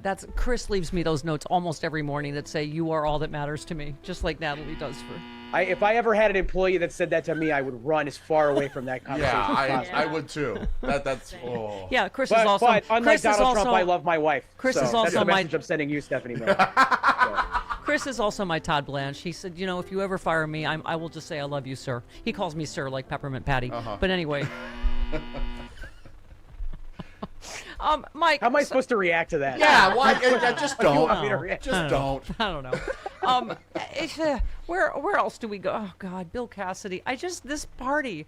it's the party of cowardice. They're just, I mean, him talking about the vaccine schedule, just shut up. You're the one that voted for, Kennedy and then for Blanche, right? You said Bill Cassidy and every Republican voting for Todd Blanche's nomination are, cowards. Vote blue no matter who. Go ahead. Yeah, just... I mean, well, let's talk about the last part of that, because I could complain about Republicans all day, but I think everybody listening to your show knows that they're scared of Trump and they're not going to do the right thing when push comes to shove. That's why I thought Todd Blanche would get confirmed, and I was right about that. Vote blue no matter what, though. Today's the Wisconsin gubernatorial primary. We had the Michigan one last week. I know some folks are uncomfortable with Abdul El-Sayed. I think he's fine. I know that some folks are definitely uncomfortable with Francesca Hung, and she has said some things that I think are ridiculous, like the thing about Thanksgiving. But any Democrat is better than any Republican. We cannot hand Wisconsin off to a radical Republican governor who believes that Donald Trump won the 2020 election. He will meddle in the 2028 presidential election. He will do whatever Donald Trump wants us to do. Vote blue, no matter what. We can deal with the fractional differences that we have, Democrat, DSA, everything in between after that. If Francesca Hong tries to ban Thanksgiving in Wisconsin, I'll be the first one standing in line to fight that. Sure. In the meantime, defeating Republicans has to be the number one thing that we do right now. Yeah, I agreed. By the way, you said it's the system is fundamentally broken for the vast majority of Americans, and if you're frustrated that candidates you don't like are winning primaries, then you better have some good answers about what you're going to do to help people. Incrementalism isn't going to win any elections. I've been saying this all morning, Mike, that, they always say the pendulum swings back. I mean, obviously, it swung way back after Obama, because a lot of us are like, how the F did we get here after Obama, to Trump? But that's part of why. So if, if the pendulum is swinging back and younger people like Sam are, attracted to the El-Sayed, I'm like, good, because we need, all of these policies are wildly popular. Like Jody says, she's an FDR Democrat. Good. Let's move it more to the left where it should be, whatever's considered the center. I say. What do you think? Yeah. Well, I always think of the line from Oppenheimer, the movie from a couple of years ago, where they're like, "You're a suspected communist," and Oppenheimer goes, "I'm a New Deal Democrat." And I love that. But one, they've been calling us communists for 100 years. Nothing about that is new. If you think that people shouldn't go bankrupt when they get sick, you're a communist. And I guess if that's the case, call me Lenin. All right. It's just Karl Marx. That's what I meant to say. It's dumb. We should stop being afraid of the Republicans attacking us, because they called Barack Obama a communist. Bill Clinton, this is a true story. I Googled it yesterday. Bill Clinton went to Moscow one time in college on a school trip, and they called him a communist in the 1992 presidential election. Thank you. So if Bill Clinton is a communist, then we're all communists. I don't know what else to tell you. So stop being afraid of our shadows. But the other thing here, too, is we have gotten comfortable with this idea that it's a choice between going big or incrementalism. And the answer is both. Yes. You should be able to show up to work and go, all right, I'm going to make the Affordable Care Act better, and I'm going to fix this problem, and I'm going to fix that pothole, and I've got this big idea that I'm going to pursue too and get the country ready for Medicare for all, or whatever your healthcare plan is, or whatever your big idea to save the economy is. We can do both. Everybody right now is kind of trapped, I think, in the Democratic Party between the moderate wing of the party, which feels outdated and boring and doesn't have a lot of fight in them, and then this left-wing version of the party, which has a lot of energy and enthusiasm and seems responsive to the needs of people. And the answer is probably to meet in the middle of that a little bit between both sides, because the left can't win without the middle, and the middle can't win without the left. Right. And Mike, that's exactly my point, is that if the DSA, whatever you want to call it, if they push the pendulum back more to the left, good. Maybe we'll come out somewhere that's more center. Well, a lot of what they're just pushing us back to is being New Deal Democrats. Again, it's like the problem in the country right now is the Republican Party argues that the government can't do anything to help improve your life, so we should just gut the hell out of it and everything will be better. We've had basically 40 years of that, minus 8 years under Barack Obama, where that wasn't really the case, and it hasn't gotten any better. It's actually dramatically worse now. Turns out that cutting critical government services to people's lives makes their life worse. Who would have thought that would be the case? But then the moderate wing of the party is like, it's not the time to go big. We can't go big right now. And people are expecting big solutions and big visions. And if you're a 2028 presidential contender listening to this right now, and you think incrementalism or being a technocrat is going to win you the Michigan primary, it's not. And I think Abdul El-Sayed just proved that. By the way, all of them are listening to the show right now. But of course. I imagine Rahm Emanuel sitting at home right now, eating a Chicago hot dog, listening to this right now. Yes, definitely. Obviously. Yes. Plotting out his South Carolina strategy. But no, I love it. You know, you posted about you go on Fox and you shake things up, and that's what you said about falsely labeling Democrats as communists for decades. You say I may have derailed the whole segment in the process. That's usually my job, but you see, this is why I outsource. Well, it you to do it in a different way. Like you show up with like double birds for Sean Hannity. And Sean Hannity takes it. Good to see you, Sean. How have you been? You said Trump is back on his bolt with another illegal order on birthright citizenship. The courts will stop him again, but it is blatantly unconstitutional. Just one couple more of your posts. You said Trump promised to make everything less expensive on day one, but instead he hoodwinked his supporters into helping him steal billions of dollars from American taxpayers. I loved how Tallarico put it the other day. He said, the top 1%, they've put the American dream behind a paywall. Like none of us can afford anything. Yeah. And I think that's yeah. Well, the comedian Stavros, I saw him last year at the Chicago Theater, and he said something that was like, have you ever noticed how they've made everything more expensive and crappier at the same time? Also that like 4 billionaires can look miserable in public. Yeah. Like that is the core central problem, is like they're miserable with everything, and generally most of us are pretty happy in our day-to-day lives, enjoying our friends and our family and our careers. But like everything should be a little bit easier, and I don't think that's a controversial opinion. And to the birthright citizenship stuff, the thing about Trump, and I kind of admire it on one level, I hate it, but I admire it, is they will just make stuff up and let the courts hold them accountable and rein them in. And they did that again today. The DOJ released new guidance today saying that the president of the United States does not have to share with Congress or any entity any private communications between him and his friends or a private entity, which is not what the law says. And they're just making that up, but they're scared that Democrats are going to be looking for Trump's correspondence with his buddies who he's helped make billions of dollars for in the last year and a half. So they're setting themselves up, and the court's going to have to rein them in. I don't know if the Supreme Court, I don't know if this Supreme Court will do that. Yeah. Can I just say, too, you are always a liberal. You always try to say one positive thing, and you said it's genuinely impressive that Trump can fall asleep with RFK Jr. shouting annoyingly right next to him. So you do have I logged on to, just for the background of that, I logged on to X, and everybody was just like, oh my God, he's asleep. And I stared at the tweet for like 5 minutes being like, what's a funnier way to say this? Yeah.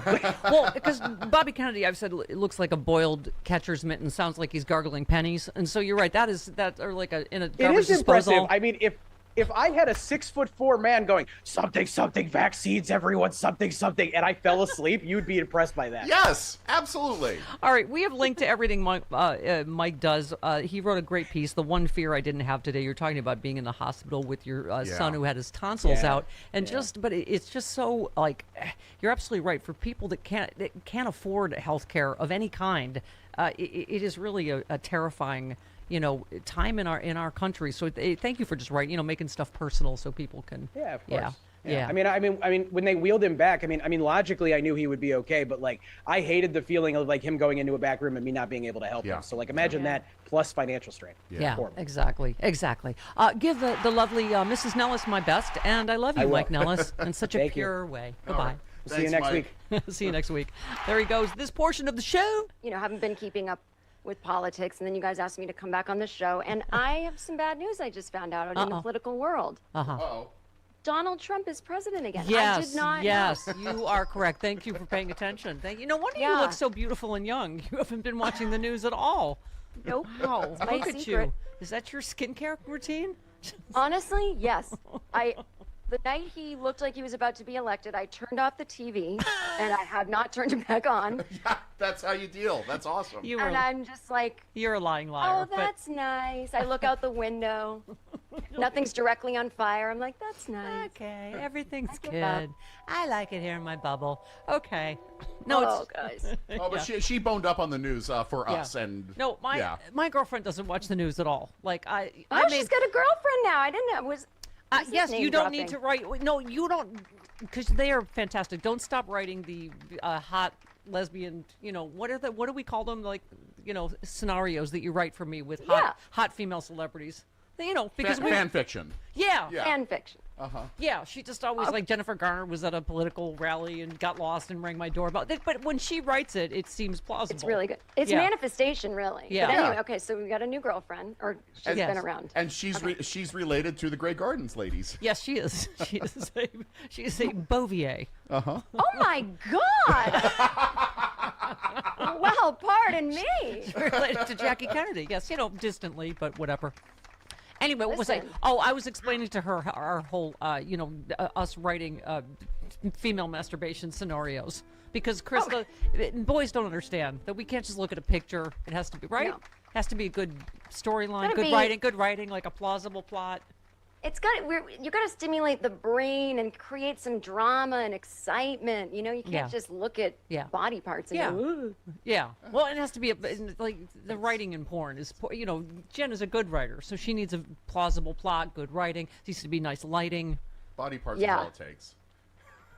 Boys. Well, I'm so glad that you are able to talk about this in your new relationship. I'm assuming she's also political. Well, I was explaining that I was explaining that you were going to be on today. Oh, yeah, but it is it's a kind of a waste of my good BJ jokes. Like when Lindsey Graham was still, you know, with us. Yeah. We were hiking with my dog Bonnie. She said, "Why is Bonnie's face look orange?" And I said, "Oh, like Lindsey Graham right after he was Trump." And she said, "Who?" She said, "Oh, who's Lindsey Graham?" And so that one didn't. You know, that was a miss. How old is this girl? 52. Yes. Okay. Oh, but she doesn't pay attention to politics, so she didn't know. But I was like, wow, that is a really good BJ joke. And I just... That's a really good BJ joke. But I like that you're with an older woman. That's good. That's good. You can what do you mean older? Things. I'm only older 44. For you. I'm only 44. Older for you. I'm saying she's an older woman. Yeah. All right, let's move on, Jen Kirkman. So Donald Trump, to reset, Donald Trump is president. Okay.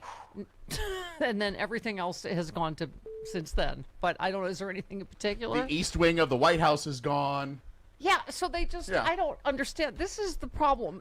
Nothing he does is legal, but he just does it. And now the judge has just ruled, where do I have this? Hold, please.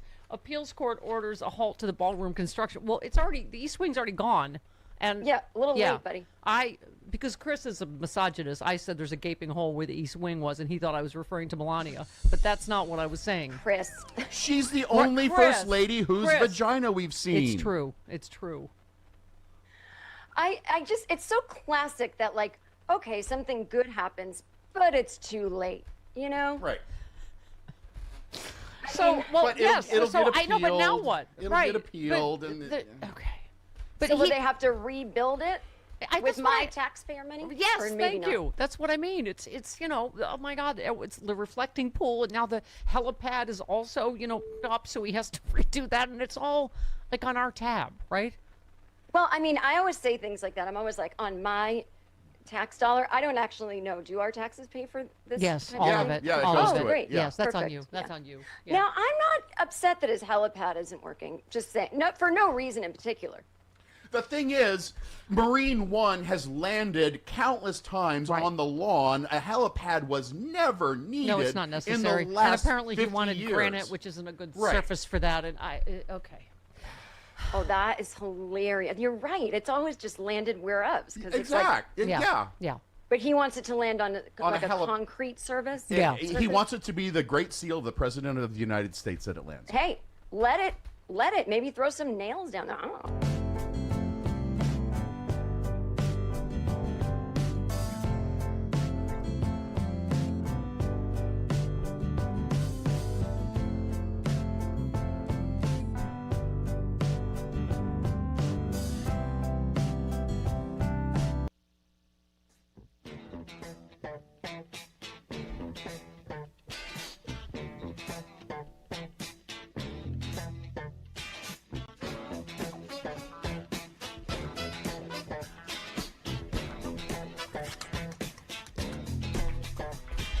Yeah, it is the Stephanie Miller Show. I like that Mike Manellis guy. You know what I feel like? I feel like he gets it done. He does. He does get it done.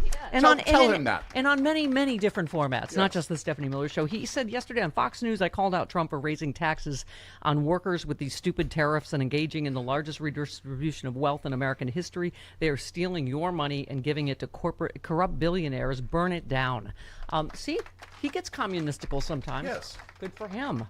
But yeah, I love this story. Judge temporarily blocks New York City's pied-à-terre tax. You know, it's the... what did you call it? Pied-à-terre. Pied-à-terre. Pied-à-terre. Pied-à-terre. A judge on foot on the earth. A judge on Staten Island. Oh, well, of course, on Staten Island, because that's the most conservative borough. Yeah, has temporarily blocked implementation of New York's new pied-à-terre tax. So I don't know. They will. You know, it was brought by a bunch of homeowners. I assume that all look like Scott Bessent and what's his name? Kevin Hassett. Heavens, not my pied-à-terre. Kevin Hassett. Yeah, well, him too. Yeah. They both have that smug, punchable billionaire face. Yes. What's wrong with you? Don't tax my pied-à-terre. Eat more ramen. Pied-à-terre. Right, I said that. Politics bar. Jody Hamilton show. Do it.